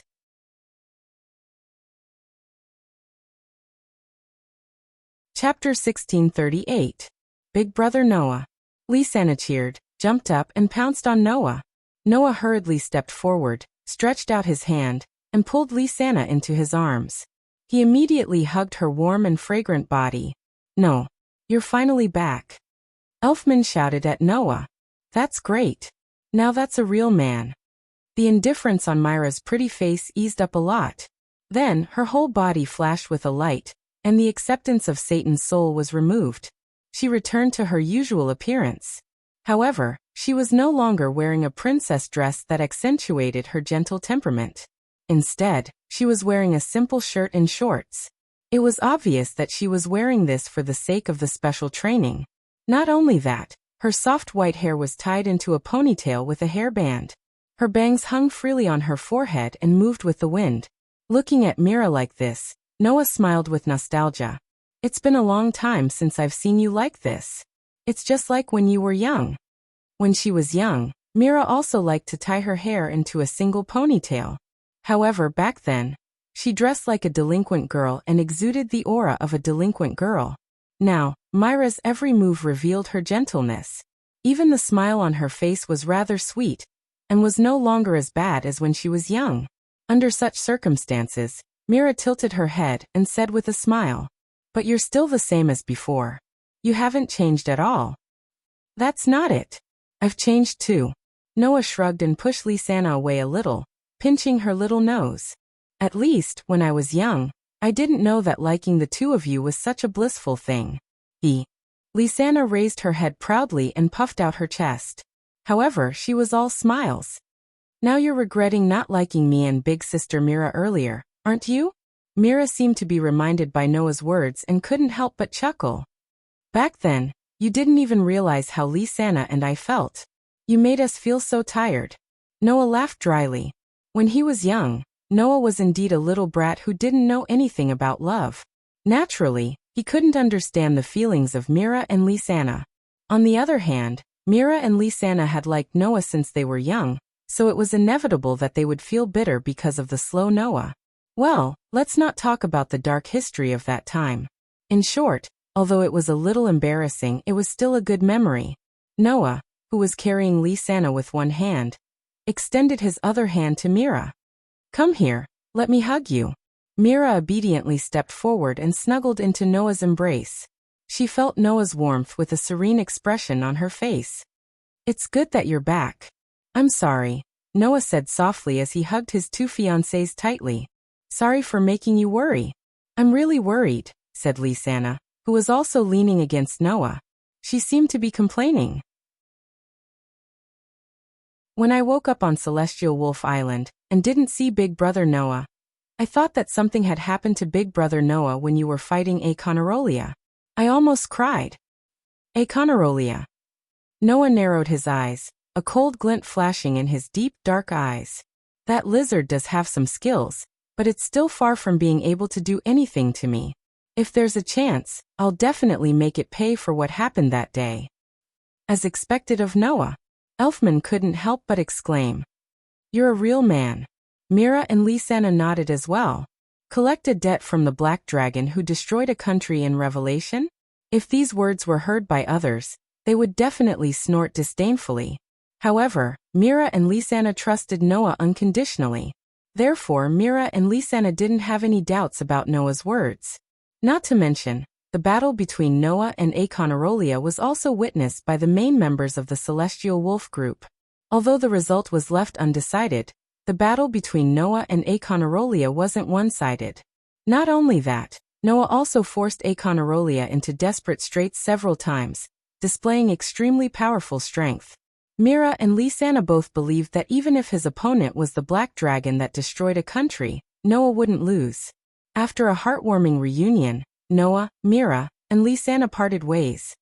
Are there only the three of you here? Noah's gaze swept across the Strauss siblings. Where are the rest? Naz, Gray, Alusha, Lucy, Wendy, Lebby, Hubby, Summer, Lulu, Jet, and Troy went to the beach. Lysana replied obediently. Laxes, Fred, Bikeslow, and Abagrin went to another city. Gajil, Jubia, Kana, and Lily went to the mountain like us, but I don't know which mountain they went to. Elfman made a pose as if he was flexing his muscles. Uncle left not long after returning to the guild, and continued to travel. The rest of our companions also went to other places to train. Mira clapped her hands as if she had thought of something. By the way, Noah, you still don't know, right? Kana and Kildas are actually father and daughter? Huh. Noah made a sound that was a little off topic as he spoke in astonishment. What did you say? Kana and Kildas are father and daughter, this is true. Lysana continued Myra's words. It is said that Kana came to the guild to find her biological father, and then joined our guild, but she never had the chance to acknowledge Kildas. We were also shocked when we found out.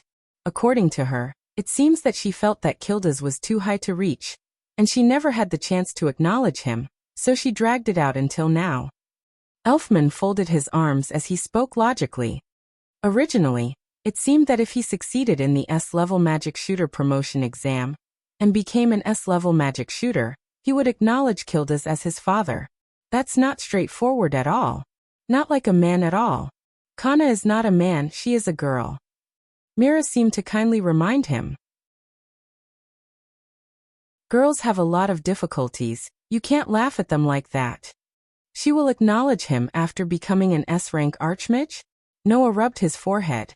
I see. No wonder Kana was so obsessed with becoming an S-rank archmage during the exam, and her behavior was so strange before the exam began. Although the process was tortuous, she still acknowledged him in the end. Lysana puffed up her cheeks. Undoubtedly, we are all family. Wouldn't it be better to acknowledge him directly? Didn't Mira also say that girls have a lot of difficulties? Noah laughed. Moreover, do you think that all family members in the world are like you three siblings and have such a good relationship? No matter what, this is a good thing, Mira said regretfully. It's a pity that Kildas immediately left the guild to travel, and doesn't know about the Great Demon Battle exhibition. Otherwise, our chances of winning would be much higher. Don't worry, sister. Sister. Elfman patted his chest. Even if there is no uncle, you still have a man. Brother Elfman and I couldn't beat Mira even when we joined forces, and he still wants to replace Kildas. What a fool. Lysana hugged Noah's arm, her face full of joy. However, now that Brother Noah is back, our chances of winning have increased. Yes. Mira nodded, looking at Noah with a gentle gaze that could soften one's heart. Noah will definitely make us the number one in the Fiori Kingdom again. Is that so? Noah spread out his hands. Makao and Wakaba both believe that even if it was me, I wouldn't be able to do anything if I had a 7-year gap. Those two fools don't know how powerful Brother Noah is. Lysana shook Noah's arm, and said expectantly. Moreover, since Brother Noah is here, why don't you train here with us? Fool. Noah pinched Lysana's little nose again. If it wasn't for you, I wouldn't have come all the way here. Noah's words made Mira and Lysana laugh happily. Noah is also here to train? Elfman grinned. That's a real man. Everyone burst into laughter at once.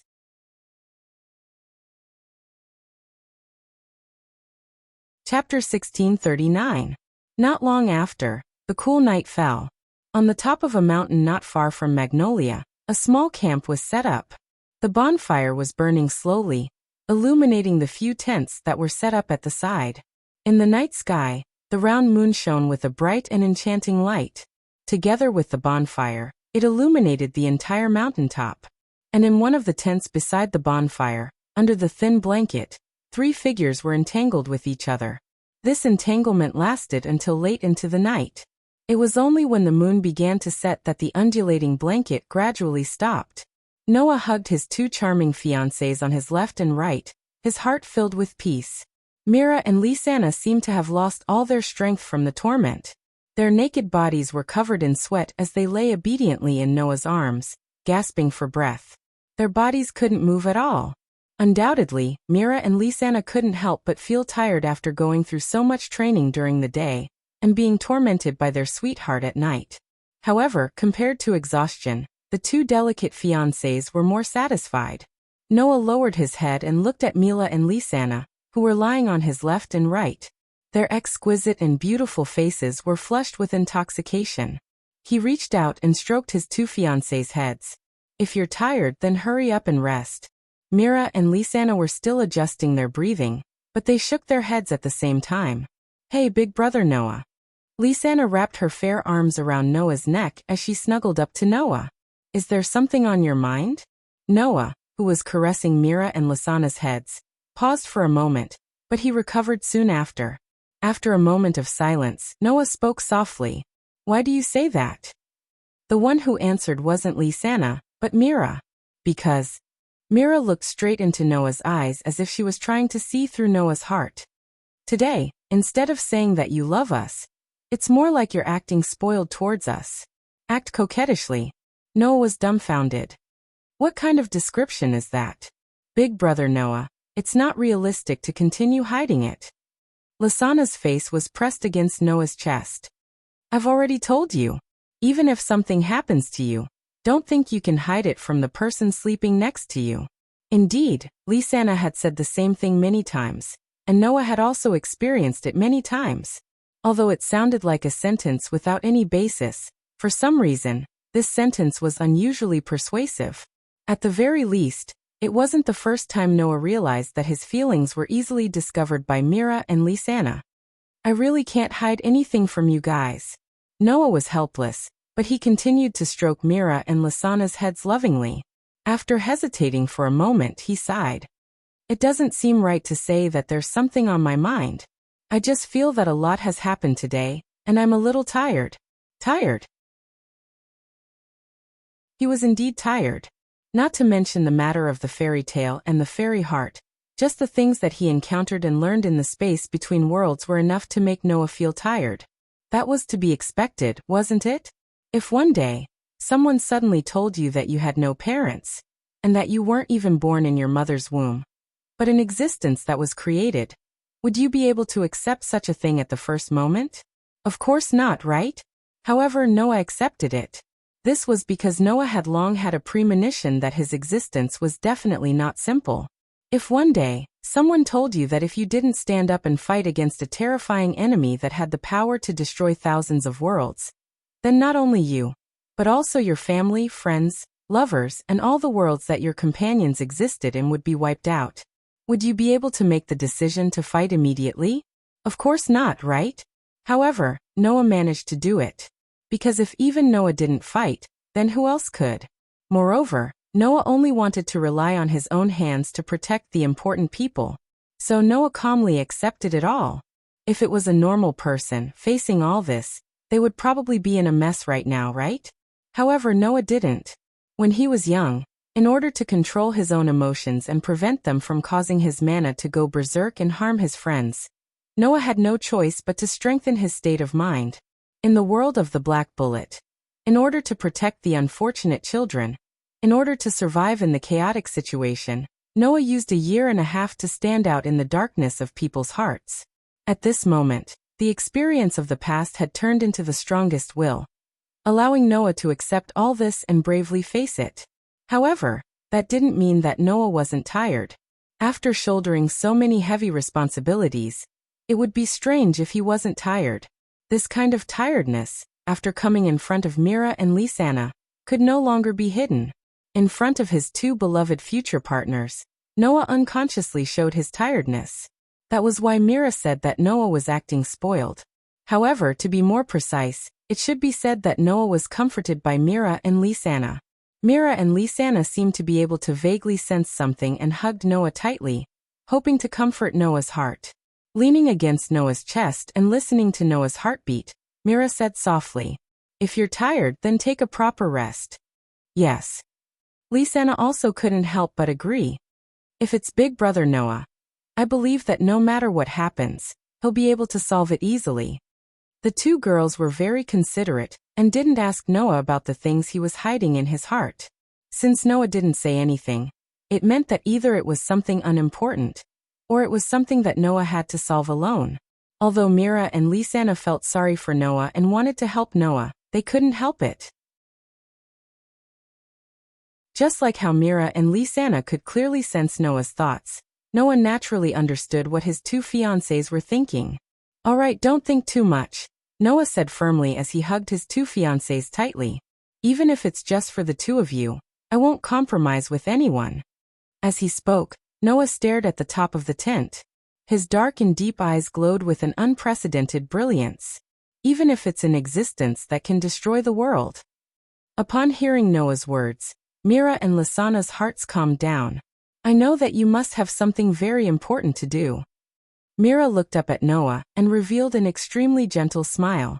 "I just hope that you can remember that no matter what happens, there are people here waiting for you to come back." Big Sister Mira is right. No matter what happens, we will wait for Big Brother Noah to come back. Lisanna nodded firmly.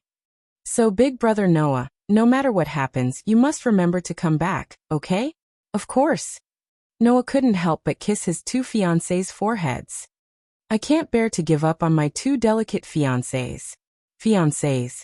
Mira didn't resist Noah's intimacy and only murmured longingly, "I wonder when I can become your real wife." Upon hearing that, Noah was stunned on the spot and fell into deep thought. Lisanna said with a hint of longing in her voice, "Come to think of it, in this era, we were already engaged 7 years ago. In the end, we haven't gotten married for 7 whole years." Looking at Mira and Lisanna's longing expression, Noah couldn't help but recall Gaia and Aleya's words. "Don't leave behind any regrets?" Noah mumbled and finally made up his mind. "That's right. It's time for us to get married." This time it was Mira and Lisanna's turn to be stunned. Under such circumstances, Noah suddenly smiled. "After the Great Demon Battle exhibition competition, let's get married." The two sisters widened their eyes at the same time. Then they smiled happily.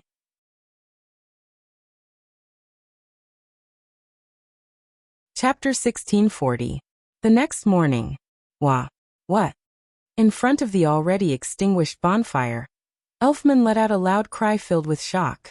We're getting married." Just as he shouted in shock, Elfman's head was viciously slapped, causing him to scream in pain. "Why are you being so loud?"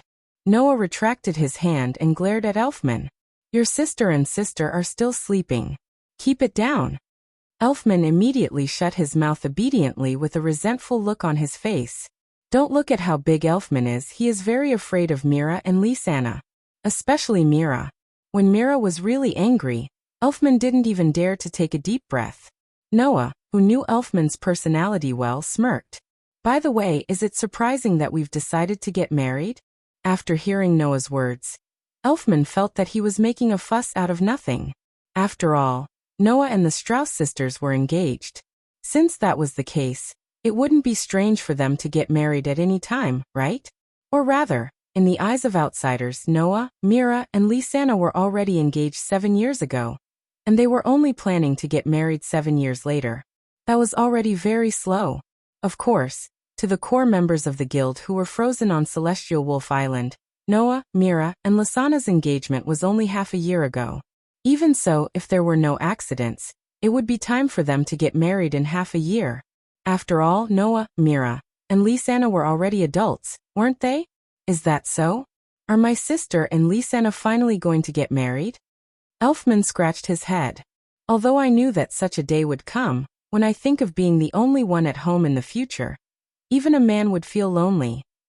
After marrying Noah, Mira and Lisanna naturally wouldn't live with Elfman anymore. Ever since we were young, the three of us have never been apart. Elfman said emotionally. Now sister and sister are both gone. I don't know when I'll get used to it. I'm sorry, Elfman. Noah smiled bitterly. I can only say that no matter what, I will make Mira and Lisanna happy. That's enough. Elfman wasn't a wishy-washy person. After patting his cheeks, he pulled himself together. When do you plan to marry my sister and Lisanna? Wait until the Great Demonic Combat Arts Exhibition competition is over. Noah smiled. First of all, I need to make Fairy Tale the #1 guild in the Kingdom of Fiori. Only then can I hold the grandest wedding, and let those two sisters marry into my family. Oh, as expected of Noah, you're a real man. Elfman said with admiration. Oh right, how are you going to solve the housing problem? You can't let sister and Lisanna live in the guild with you, right? That's true. Noah stroked his chin. It seems that before marrying Mira and Lisanna, I have to think about the housing problem. Do you need help? Elfman immediately asked. If you need money, I should be able to help. If I have to rely on my brother-in-law to pay for my new house, won't I be despised to death? Noah rejected without hesitation. So there's no need. But are you okay? Elfman reminded.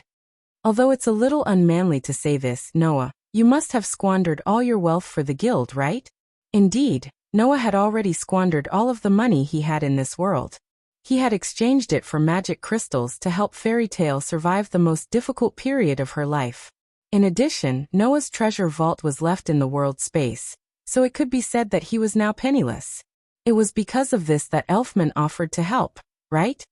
Now that you mention it, this is indeed a problem. Noah frowned. Also, holding a wedding is not a small expense. It seems that I have to think about the money. So you still need my help, right? Elfman patted his chest. Although I don't have much savings, I should be able to help a lot. After all, I'm a man. Holding a wedding and buying a house? Where did you get so much money? Noah couldn't help but laugh. Moreover, I don't want to just hold an ordinary wedding, and I don't want Mira and Lisanna to live in a cheap house. If we really have to spend money, with your little savings, it's probably useless even if you have 10 times more. As a man, I really want to refute you, but I have to say that you're telling the truth. Elfman was speechless. Then he seemed to have thought of something and shouted. Right. I almost forgot. If we get first place in the Great Demonic Combat Arts Competition, I think there's a prize of 30 million J. 30 million J. Noah was surprised. There's such a thing? What? Elfman asked curiously. Didn't the president tell you about this? No. Noah was speechless, and his heart skipped a beat. Grandfather wants us to participate in the Great Demonic Combat Arts Competition. It can't be because of the 30 million J, right? How is that possible? Elfman shook his head and denied it. The president is such a man. He definitely won't compromise for a little money. Elfman's words could not be said to be wrong. However, for some reason, Noah felt that Makarov had decided to participate in the Great Demonic Combat Arts Competition because of the 30 million J. As for getting the title of the #1 guild in the Fiori Kingdom, that was just a side benefit, right? After all, sometimes Grandpa can also be very immoral and have no limits. Elfman looked curiously at Noah, who was muttering to himself. What are you talking about? Nothing. Noah laughed and spread his hands, returning to the topic at hand. However, even if there's a 30 million J prize, that money should be used to revive the guild. How can it be used by me alone? Today, Fairy Tale was no longer the same as before. It wasn't the #1 guild in the Kingdom of Fiori, and it didn't have many members. Even the commissions they had were few and far between. It was impossible for them to support the activities of a guild. Therefore, the Great Demonic Combat Arts Competition's prize money was a timely reign for Fairy Tale. If they could reclaim the title of the #1 guild in the Fiori Kingdom, and obtain the 30 million J prize money, then it wouldn't take long for Fairy Tale to return to its heyday, right? As the next guild leader, Noah would never use that sum of money to buy a new house and hold a wedding for himself. Well, a problem that can be solved with money is not a real problem. Noah patted Elfman's shoulder. As long as the guild returns to its previous state, do you have to worry about not having enough money to complete the most difficult commissions? That's true with your ability. You can complete any commission no matter how difficult it is. If you want to earn money, this is enough. Elfman scratched his head. If that's the case, then I won't worry too much. However, if there's anything you need my help with, don't hesitate to ask. This is my sister's wedding and happiness. I should help when necessary. That's what a real man is. All right. Noah nodded quickly. If necessary, I won't hesitate. As they spoke, Mira and Lisanna came out of the tent at the same time. Sorry, Brother Noah, Brother Elfman. Lisanna yawned cutely. I woke up late. Sorry to keep you waiting. Mira smiled apologetically. I'll start cooking now. After dinner, we'll start today's training. Oh, Elfman replied loudly. That's what a real man is. Brother Elfman, don't shout so loudly. Lisanna said with some dissatisfaction. You're making my ears hurt. Seeing the Strauss siblings getting along well, Noah smiled knowingly. Just like that, the family's training began again.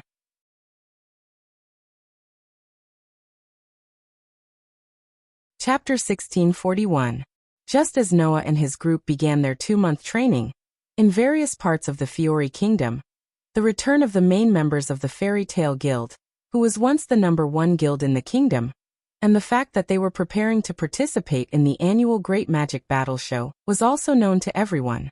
Compared to the past, although the current fairy tale was not as famous as before, there were still many people paying attention to this guild. For example, the council, ever since the return of the main members of Fairy Tale, had been paying attention to the guild's movements. Not for other reasons, but because the members of the council thought that since the main members of the guild who were the most troublemakers had returned, they naturally had to keep an eye on them, and not let this guild cause any more trouble. In addition to the council, many other famous guilds were also paying attention to Fairy Tale. For example, the Blue Pegasus. For example, the Lamia Scale. These two guilds clearly knew how incredible this magic guide guild named Fairy Tale was. In the case of the return of the main members, the others did not think much of this matter. Only Blue Pegasus and Lamia Scales, the guilds that had been in close contact with Fairy Tale, had been paying attention to their movements. Therefore, after knowing that Fairy Tale was preparing to participate in the Great Magic Battle Show, the members of these two guilds also began to look forward to it, and prepared to put in the highest level of combat power. In addition to the guilds that had close contact with Fairy Tale, there was another guild that had been paying attention to the movements of Fairy Tale. No, there was something slightly wrong with this statement. To be precise, it should be said that the members of this guild had been paying attention to the movements of some people in Fairy Tale. Sabertooth. 7 years ago, it was just a small guild with no reputation. A few years ago, after changing the guild leader and bringing in 5 powerful magic shooters, it stood out from the many other guilds in the Fiori Kingdom, and became the #1 guild in the kingdom. Now in the headquarters of this guild, the 5 powerful magic shooters who changed the entire guild were all gathered in a room. It was a discussion room in the guild headquarters. In the discussion room, 4 people had already arrived. One of them had a head of short blonde hair, and was sitting on the sofa. He was about 20 years old. The other was standing behind the sofa, like a shadow in the dark corner. He was about the same age as the former. The other was wearing a gentleman's hat, and a masquerade on his face. He had long blonde hair, and was leaning against the wall of the discussion room. The other was a burly man with muscles all over his body. He wore a tiger-skin skirt, and had tattoos on both his left and right arms. He looked like the leader of a gang. 4 of the 5 powerful sorcerers who had transformed the saber-tooth stood there quietly, waiting for the arrival of the last person. They didn't have to wait too long before the last person slowly appeared. Sorry to keep you waiting. The person who entered the discussion room was a very slim girl with waist-length black hair. Her bangs were parted in the middle, and her hair was tied into a bun on both sides. Her eyelashes were long and slender. She was wearing a woman's off-the-shoulder dress similar to a cheongsam. Looking at the girl, the man sitting on the sofa with the posture of a playboy opened his eyes, looked over, and grinned. "You're finally here, Mississippi. It took a little bit of time, Christine." The girl replied with a dignified etiquette, but it gave people a feeling of arrogance. Then, her eyes swept over the shadow-like man, the blonde gentleman, and the muscular man. "Roger, Lucifer, and Olga, sorry to keep you waiting." "It doesn't matter," the shadow-like man called Roger said very coldly. "I just hope it's not something boring. It's only 22 minutes and 47 seconds. It's not that long." The blonde gentleman called Lucifer pressed on his hat and spoke with assurance like an elegant knight. "At least, that's what my memory says. What's the matter that requires the four of us to be gathered? Miss Maniba?" The burly man known as Olga crossed his arms and glanced at the young girl in the cheongsam-like dress. "There shouldn't be a mission that requires the five of us to move together, right? If there is such a mission, I want to try," the man called Christine said in an unruly manner. "I thought the annihilation mission I received last time would be difficult. Just in case, I even asked Roger to go with me. In the end, those Dark Guild scum were simply too weak. It was so boring. This time it's not a boring matter." The girl called Miss Maniba, Viola smiled sweetly. "I'm here to tell you that we've already chosen the fifth member to participate in the Great Demon Combat Arts Exhibition. In other words, Miss is determined not to participate." Christine spread out his hands. "Well, it's fine. Anyway, it's enough to have Roger and me. With Lucifer and Olga, with the four of us, the first place is within reach. Although that's the case, if the contestant isn't qualified, it will affect the reputation of our guild." A flirtatious smile appeared on Maniba's face. "So for the time being, Father and I have chosen a qualified contestant." As soon as she finished speaking, the door of the meeting room was opened. From outside the meeting room, a person slowly walked in with strong and forceful steps. It was a girl. She was a girl who was younger than anyone else present. She was only around 17 or 18 years old.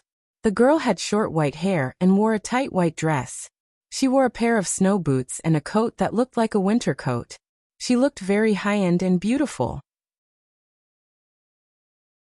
And the girl did indeed have an admirable beauty. Although her slender and plump body was hidden under a wide and thick robe, one could still see a trace of good figure. However, such a high-end and beautiful girl's cute and delicate face was tense and expressionless. However, the young girl's eyes revealed a kind of persistence, a kind of willpower.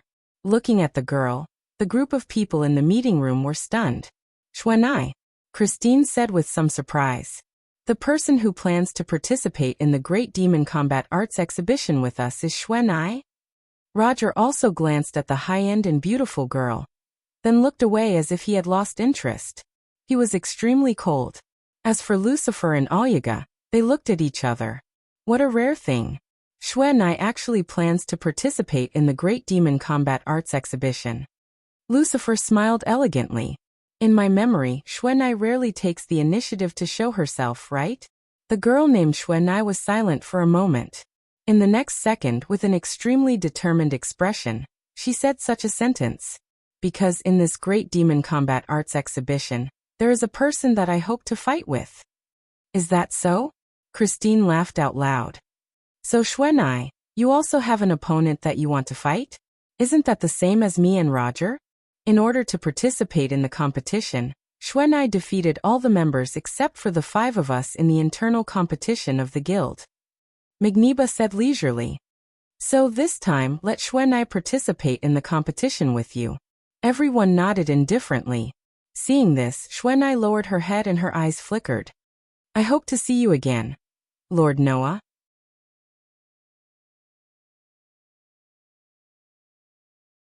Chapter 1642. Today, the sun was shining brightly. On the top of a mountain not far from Magnolia, Noah stood quietly on the edge of the cliff with his eyes closed. His mind was slowly becoming peaceful. Clang! Suddenly, without any warning, Noah's body flashed with flame-like light and turned into a layer of light film, shrouding the outline of his body. Hum! The air trembled slightly. With the trembling sound, the blue flame-like light shrouding the outline of Noah's body began to shine brighter and brighter, causing the magic power to rise steadily and burn constantly, setting off waves of atmospheric fluctuations. Under such circumstances, the ground where Noah stood began to tremble slightly. Some of the gravel scattered there even vibrated, stirring up a series of pa-pa sounds. That was not the end. As if unaware of the changes in the surroundings, the magic power on Noah's body became more and more intense, causing the surrounding abnormal phenomena to become more intense and intense. It didn't take long for the demonic flames that rose from Noah's body to turn into a beam of light that soared into the sky. It set off violent waves and shock waves, causing the ground to tremble repeatedly. It was extremely terrifying. In the next second, the magic power beam that soared into the sky trembled and suddenly turned from blue to golden. At this moment, all the magic power rising from Noah's body turned into divine power. Moreover, the entire transformation process took less than a second. Then, at a certain moment, the golden divine power suddenly turned into phosphorescent energy. That was the energy of divine power. With his eyes closed, Noah was constantly transforming the nature of the energy in his body. Sometimes it was magic power. Sometimes it was divine power. Sometimes it was divine power. Sometimes Noah would even transform the endless energy into pure mental strength, allowing his 5 senses to become extremely clear. In this way, Noah skillfully transformed the nature of various energies, allowing magic power, divine power, and mental strength to continuously transform each other and become more and more familiar with each other. And Noah's actions caused the energy beam that soared from his body to constantly change color, causing the waves and shock waves to become more and more intense. In the distance, Mira, Lisanna, and Elfman, who had just finished their training, wiped their sweat while looking at the energy beam that soared into the sky. Their eyes could not help but be filled with deep amazement. Although I've been watching Noah train like this for 2 whole months, I'm still very surprised every time I see it. Myra's delicate and beautiful face was full of solemnity. Generally speaking, even archmages like Kildas and Laxes would use up all their magic power in just a few minutes and take a few days to recover, but Noah is not in this situation at all. That's right. Lisanna stared in Noah's direction with shock and amazement in her eyes. In the past 2 months, Brother Noah has been squandering his magic power like this almost every day, but I've never seen him use up all his magic power, nor did I see him need time to recover. It's as if he has endless magic power. But that's impossible, isn't it? Elfman said seriously. There's no such thing as unlimited magic power in this world. Even Noah can't do that. He's not a man. Although there were parts of Elfman's words that needed to be ridiculed, it had to be said that no matter who it was, they would all come to the same conclusion. If the so-called unlimited magic power really existed, it would have caused a sensation in the world of magic. After all, when Edras, who was connected to Aslan, lost his magic power, it was as if the world had come to an end. In order to obtain magic power, Edras did not hesitate to use space magic to turn Aslan's archmages into magic crystals. Unlimited magic power? That was something that only existed in dreams. If such a thing really existed, the world of magic would have been shaken. Magic had existed a long time ago, but there had never been such a thing as unlimited magic power. And now it was even more impossible for there to be such a thing. That was what Mira, Lisanna, and Elfman were thinking. Even Mira and Lisanna, who thought highly of Noah, did not think that Noah could use unlimited magic power. It was precisely because this matter was so unbelievable that Makarov tried his best to hide the existence of lumen starlight, and treated it seriously. If such a thing were to be known by the world, it would definitely cause a huge commotion and impact. But sister, Noah is indeed releasing a large amount of magic power now, right? Elfman suddenly asked doubtfully. I've been thinking about it before. Sometimes Noah doesn't seem to be releasing magic power, but something else, right? After hearing Elfman's words, Mira and Lisanna looked at each other. Clearly, the 2 sisters also had the same doubts. Sometimes, Noah didn't use magic power. How could this matter be hidden from the Strauss siblings?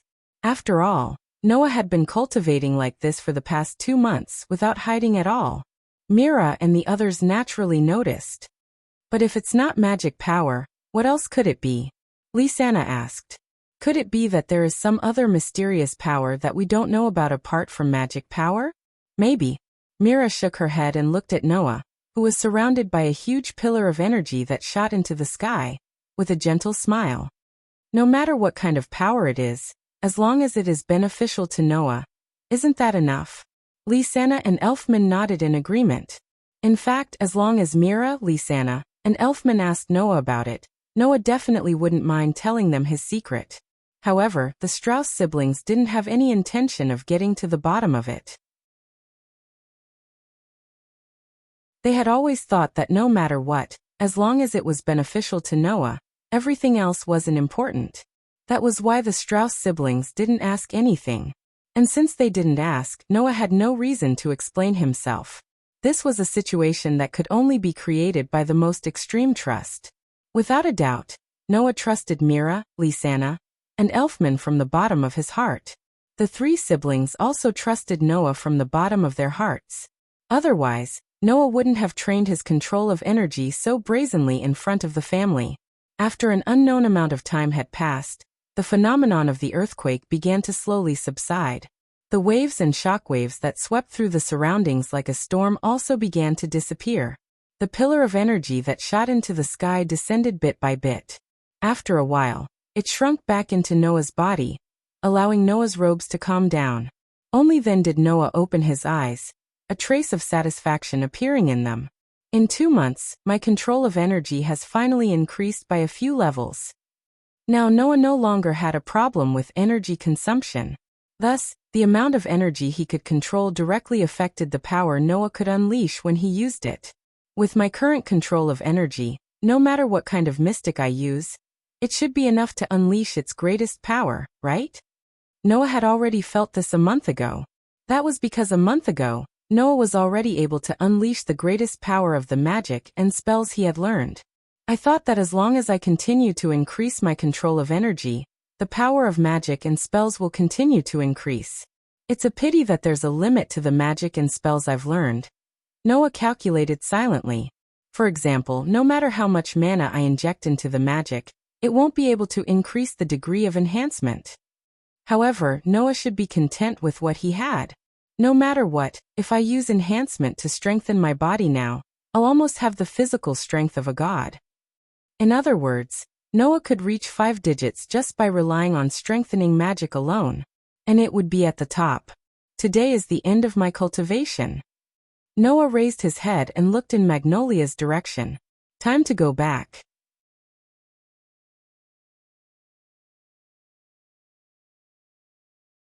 Chapter 1643. Fiori Kingdom, Magnolia. On the street outside the Fairy Tale Guild, a few people were staggering towards the entrance of the guild. When they reached the entrance of the guild, they all fell to the ground. I'm back. Naz was lying on the ground, looking listless. Finally back. Not only Naz but also Gray, Lucy, Wendy, hubby Xia Lulu, and even Lebby, who were walking with him, looked extremely tired. They were either sitting or lying on the ground, looking like they had been forced to do hard labor for a few days. They were so exhausted that even moving was difficult. Among the people present, there was only one person who could still maintain a good condition. This is too much, you guys. Alusha put her hands on her hips and lectured them seriously. There's a very important competition waiting for us. If the president sees your disappointing performances, he might exclude you from the team. At that time, you'll be the ones to regret it. The annual festival that determined the ranking of all the guilds in the Fiori Kingdom, the Great Magic Battle Exhibition. As the name suggested, it was a competition that only the Magic Guide Guild that belonged to the Fiori Kingdom could participate. The participants were not only the elites of the major guilds in the Fiori Kingdom, but there were also some special people who had strange magic. It could be said that it was a fierce competition. Just by imagining it, one could imagine how fierce the competition would be. Of course, although it was a competition between the major guilds in the Fiori Kingdom, it was impossible for all the members of the guild to participate.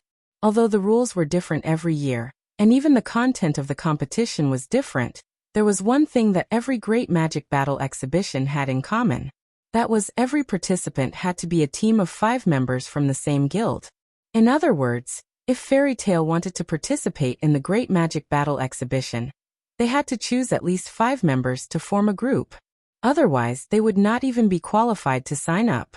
After this period of training, Naz and the others had undoubtedly improved their strength. However, this was definitely the same for everyone else. If Nazi and the others continued to maintain this listless and exhausted appearance, it was not impossible for them to be excluded from the participation quota. That definitely won't do. Naz immediately braced himself and struggled to get up from the ground.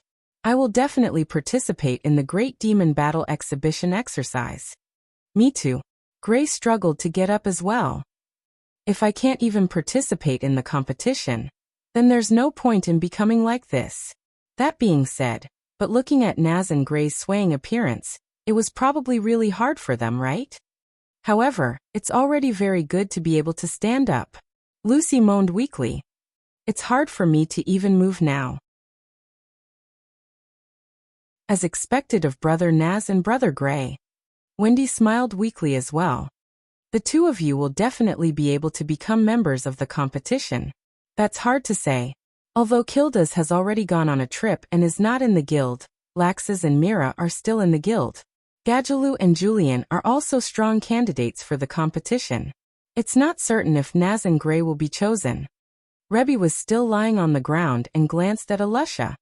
Well, Alyssa, on the other hand, will definitely be chosen. Love. Habby raised his hand weakly. After all, it's Alusha. I say, don't forget about Lily. Xia Lulu forced herself to be alert and flew in the air, snorting softly. Lily is also very strong, but he can't use it freely in Aslan. Perhaps he will also be chosen as the representative of the Surpassers in the guild. Indeed. Alusha smiled slightly. There are also many powerful magic shooters in our guild. Let's clearly tell everyone in the Fiori Kingdom during the Great Magic Battle exhibition. Oh.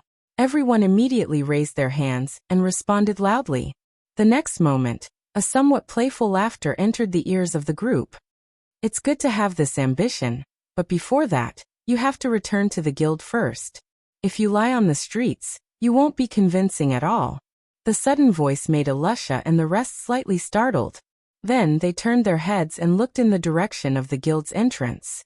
They saw that in front of the guild's entrance, a group of Fairy Tale members had all appeared out of nowhere, and were smiling at Alusha and the rest. The one in the lead was Noah. I knew it. If it's so noisy, it must be you guys who are back. Noah shook his head amusedly.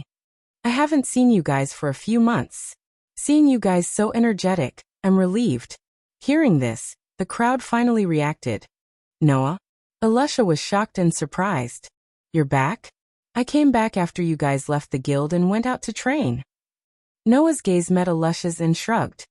Speaking of which, you guys didn't really think that I was killed by Aconarolia, right? Of course not. Gray stepped forward and punched Noah's chest fiercely. You brat, you've always been good at doing things that surprise us since you were young. How could a mere dragon kill you? What do you mean a mere dragon? Naz immediately retorted. If it was Iginiru, even Noah would be defeated. Idiot. Lucy sighed.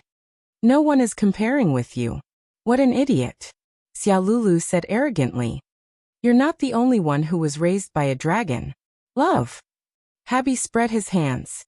But this is Naz. While everyone was surprised by Noah's return, Wendy also came to Noah with a happy face. Brother Noah, welcome back. Looking at the happy Wendy, Noah couldn't help but reach out and touch Wendy's head. Welcome back too. Wendy suddenly showed a shy and bashful smile, but she didn't reject Noah's intimate action. There was even a hint of comfort in her expression, which made Xia Lulu a little jealous. You only know how to please that male. But it's great that you're back. Alusha smiled at Noah. With you, our guild's chances of winning are much higher. After all, you're not the only ones who have cultivation. Noah returned a smile to Alusha. Although I'm a month late, I still cultivated a little and finally achieved some results. Oh, is that so? Naz was eager to try and clenched his fist at Noah. In that case, we might as well take advantage of the situation to determine the winner. You really don't learn to be obedient. Gray curled his lips. How can I win against Noah, you idiot? Huh. Naz glared at Gray. Did you just say you played with eggs? Exhibitionist. I'm talking about idiots and masochists. Gray glared back, unwilling to be outdone. Even your ears don't work well. Just don't participate in the Great Demonic Battle exhibition and go home to play with eggs. You really said you played with eggs, you bastard. Naz, who are you calling a bastard? You idiot. Gray, shut up. Stop arguing. Alusha, love. Gray and Naz. There they are. Lucy complained habitually. Hubby 2 and Hubby 3. Really? Xia Lulu turned her head away. They're all idiots. Seeing this noisy scene, Noah laughed. The members of Fairy Tale also laughed. All right, let's all go in, Mira said gently. The president is ready to announce the list of contestants. You've all come back at the right time. Everyone nodded their heads and walked into the guild while chatting and laughing. In Fairy Tale, Makarov was standing on the stage where he usually performed and made important announcements. He looked down at the audience. Very good, everyone is here. Now, let's announce the list of contestants. Everyone held their breaths.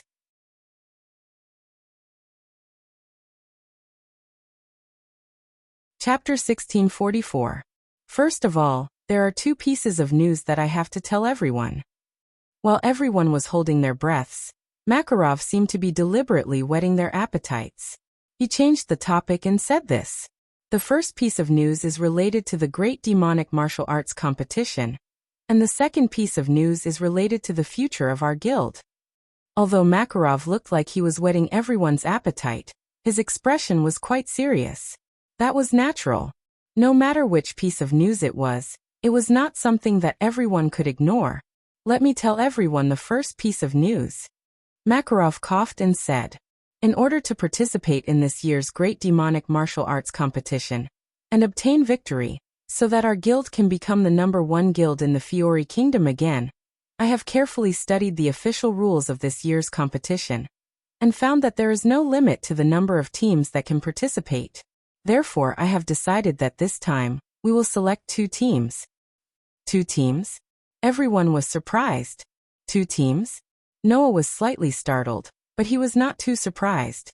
Is this okay, Guildmaster? Alusha raised her hand and asked. In the previous year's Great Demonic Martial Arts competition, there was no guild that allowed 2 teams to participate at the same time. But it is true that there is no limit this year. Makarov said shamelessly. So no matter what, we did not break the rules. Isn't that fine? Everyone was suddenly speechless. However, since there was no limit to the rules, it was not impossible to do so. Since that is the case, why not select a few more teams to participate? Makarov smiled slyly. If that is the case, won't our chances of winning be higher? Forget it. Wakaba poured a bucket of cold water on them. In the previous years, our guild was at the bottom. This time, although our main members are participating, if we can't get a place after sending so many teams, it would be too embarrassing. Hey, Gray said in annoyance. You guys are too unconfident in yourselves. Well, this can't be helped, right? Lucy sighed.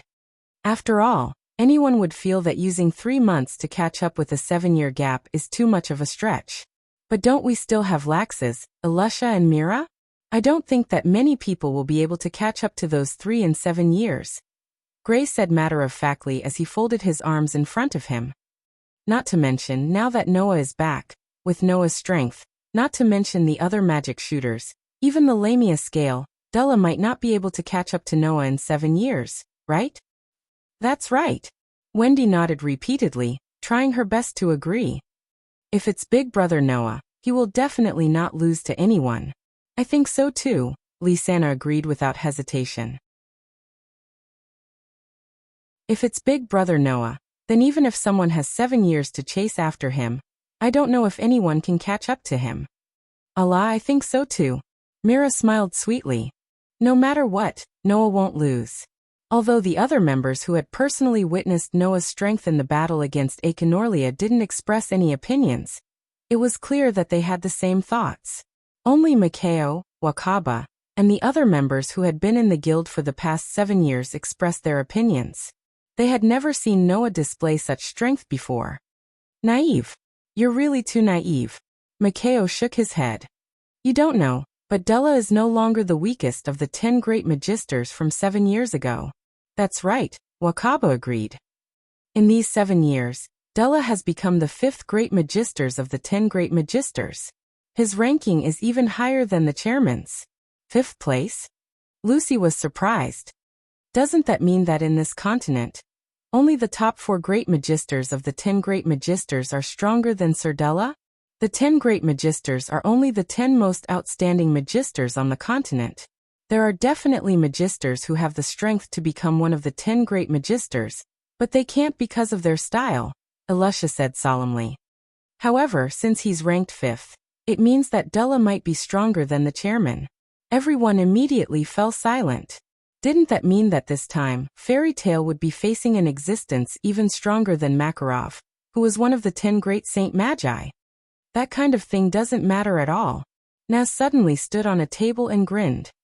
No matter who the opponent is, if they want to stop us from becoming the number 1 magisters in the Fiori Kingdom, we'll just send them flying. That one sentence swept away the heaviness in everyone's hearts. All right, there's no point in discussing who's stronger and who's weaker. Noah smiled and concluded. We'll only know the result after we fight. Everyone nodded in agreement. Seeing this, Makarov smiled in relief, but then he quickly stopped smiling and said, Don't worry about it. As for the second news, I've decided that after the Great Magisters tournament ends, I'll give up my position as the chairman. Noah will become the 5th chairman of Fairy Tale. This time, the entire guild was in an uproar. Congratulations, Noah. Gray patted Noah's shoulder. You're finally going to be the chairman. Congratulations. Congratulations. Remember to treat us when the time comes. The group of friends all gathered around Noah and gave him their blessings one by one. After all, as early as 7 years ago, Noah's position as the chairman had already been decided. They were just waiting for Makarov to step down. Therefore, Makarov's announcement went with the flow and did not cause a huge commotion among the crowd. Looking at his friends around him, Noah suddenly smiled. Then I'll also announce something to everyone. After saying that, Noah extended his hand and pulled Mira and Lysana out of the crowd, hugging them in his arms. After the Great Magisters tournament ends, Mira, Lysana and I will officially get married. After saying this, the entire guild suddenly went silent. Get married. In the next second, cries of surprise resounded throughout the entire space, causing the buildings in the guild to tremble. Is this for real? No. No way. Doesn't that mean that Noah, Mira and Lysana are really going to get married? Damn it, I'm so envious. The group of friends immediately went into an uproar. And amidst the commotion, Mira and Lysana's pretty face blushed slightly, but their faces were filled with bliss. Nestling in Noah's arms, they silently confirmed this matter. Wah wah wah wah wah wah wah. Wendy was flustered and did not know what to do. Something big suddenly happened. Xia Lulu, on the other hand, was extremely happy. That male finally decided to get married. That's great. This time, Wendy can completely give up on him. This is too shocking. Lucy patted her full chest. But thinking about it carefully, the 3 of them were already engaged 7 years ago. It's natural for them to get married now, right? Get married. Get married. Alusha's face was stiff, and no one knew what she was thinking. Her face turned red and even emitted smoke, as if she had crashed. I'm not mentally prepared yet. That's not right. Gray ridiculed. You're not the one getting married, Alusha. Why are you mentally prepared? Get married? A question mark appeared above Naz's head, and then he said this sentence without thinking. That kind of thing doesn't matter. Hurry up and tell us the name list for the competition. Silence. A deathly silence ensued. Everyone stopped talking for no reason. And then, all of them cast a dangerous look at Naz. Naz couldn't help but take a step back, his whole body trembled, and his face was filled with horror. What are you doing? Stinky Flame, you said something that you shouldn't have said. Gray's smile was unprecedentedly bright, and then his expression changed. Beat him up for me. Everyone present rushed towards Naz without any hesitation. Thus, Naz's screams rang out along with the crackling sounds of explosive strikes.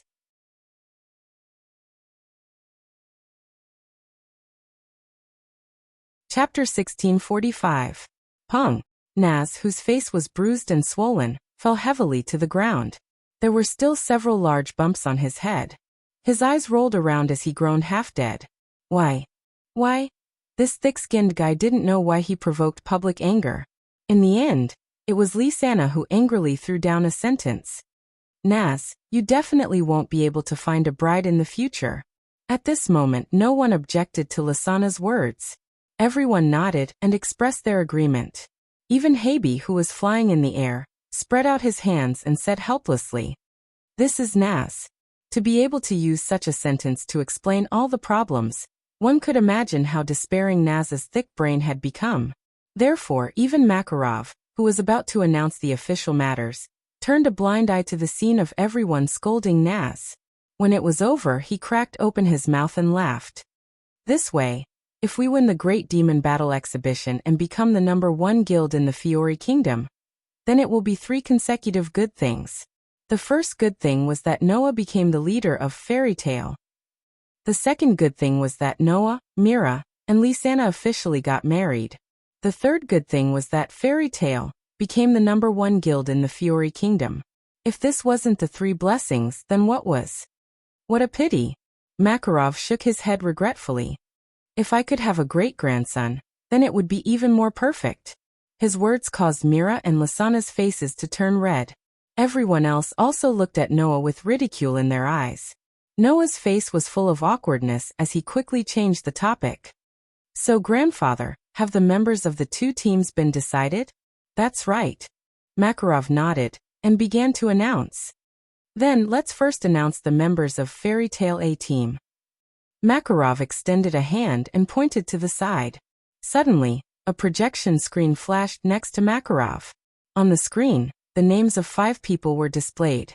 Naz Dolagner, Gray Forrestal, Alusha Shakulito, Lucy Hatfilia, Wendy Mabel. The 5 above are the members of Fairy Tale A team. Makarov said. In addition, each team can have a substitute member. That's not urgent. We'll decide who's going to play next. Hearing Makarov's words and looking at the names displayed on the screen, everyone began to talk. That's great. Naz immediately jumped up and revived with full health. Humph. Gray's eyes, his eyes were also filled with excitement. In the end, Fairy Tale A team is our usual team. Alyssa smiled leisurely. Only Lucy and Wendy started to panic. It can't be? Let me play? I can't do it. No wonder Lucy and Wendy were so flustered. Originally, 7 years ago, the 2 girls weren't any powerful magic shooters in the guild. Now 7 years have passed. Even if they have been practicing for a while, with Lucy and Wendy's strength, they still don't know if they can keep up with the pace of this era. In that case, instead of letting Lucy and Wendy participate, it would be better to let the members of the guild who have also been here for 7 years participate. This was Lucy and Wendy's idea. Even Noah frowned slightly and spoke with some hesitation. Grandpa, isn't it better to think about it again? It's not that Noah doesn't trust Lucy and Wendy. Not to mention Lucy for the time being. Wendy is still just a child. Even the Dragon Slayer magic shooters in the sky can only use some auxiliary magic. There are not many who can use magic that can be used for combat. Now, although Noah could feel that Wendy's magic power seemed to have improved a lot, and she was almost catching up with Naz and Gray during the S-rank magic shooter promotion exam, magic power was one thing, and combat power was another. In the past, Wendy has not experienced many serious battles at all. Letting her play like this, Noah is still somewhat worried. However, not knowing if she saw the worry in Noah's heart, Wendy calmed down and a firm expression appeared on her young and cute face. I understand. I will try my best. Wendy? Noah was surprised. I'm sorry, brother Noah. I know you will be worried. Wendy clenched her small fists and looked like she was cheering for herself. But I also want to use my actions to tell brother Noah that I have become stronger. Is that so? Noah muttered to himself. After a while, He touched Wendy's head. Okay, but remember not to force yourself too much. Yes. Wendy nodded her head heavily. Okay. Lucy cheered up at once. Since Wendy has made up her mind, then I have to show my enthusiasm. I will work hard too. Yes, that's right. Alusha immediately agreed. As long as we work together, there will be no problem. Then let's announce the list of members of Fairy Tale B. Makarov stretched his hand to the other side. These are the 5 members of the B team. After that, another projection screen flashed on the other side of Makarov.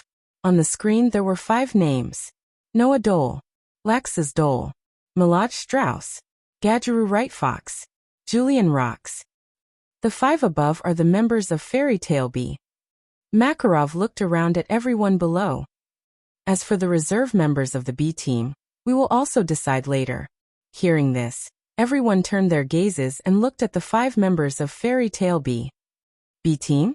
Laxus, who was sitting at the bar, narrowed his eyes slightly. Are they in the same team as Noah? Mira tilted her head and looked satisfied. Are they in the same team as that guy? Gadgeru, who was hiding in the corner, looked in Noah's direction. Julian is in the same team? Julian was more or less surprised. Noah stared at the name list on the screen and nodded silently in his heart. Not to mention himself, whether it was Laxus, Mira, Gadgeru, or Julian, they were all first-class powerhouses in Fairy Tale. Coupled with the members of Fairy Tale, the entire Fairy Tale's strongest group of magic shooters were all listed. With such a lineup, there was no reason why they couldn't stand out in the Great Demonic Combat Arts Exhibition. The group of companions was also discussing. Whether it's the A team or B team, they're all quite strong. With such a lineup, they're probably the strongest in our guild, right? However, isn't it better to let 2 of the Raytheons replace Lucy and Wendy's positions? There's also Elfman and Kana. If they join the team, they should have a better chance of winning, right? From the perspective of teamwork, it's better to have Lucy and Wendy in the A team. After all, they're originally a team. Obviously, everyone had their own opinions. But in the end, everyone believed in Makarov's choice. Then the announcement of the members ends here. I'll consider the alternate members of the 2 teams again. Makarov's voice attracted everyone's attention.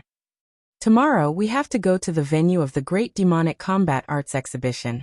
So today, the members of each team must remember to be prepared. Target. 30 million cough cough cough. Before Makarov could finish his sentence, he coughed dryly and spoke in a serious tone. Target. Fiore is first. Someone cheered loudly in the venue. You're tuning in to the Li Mei's Sword of Destiny YouTube channel. We're so grateful for your support, and don't forget to subscribe to join us on this incredible journey through captivating stories. Your generosity through donations truly makes a world of difference, as it's the primary source of revenue that allows me to expand and enhance this channel for you. Thank you from the bottom of my heart for being a part of this adventure.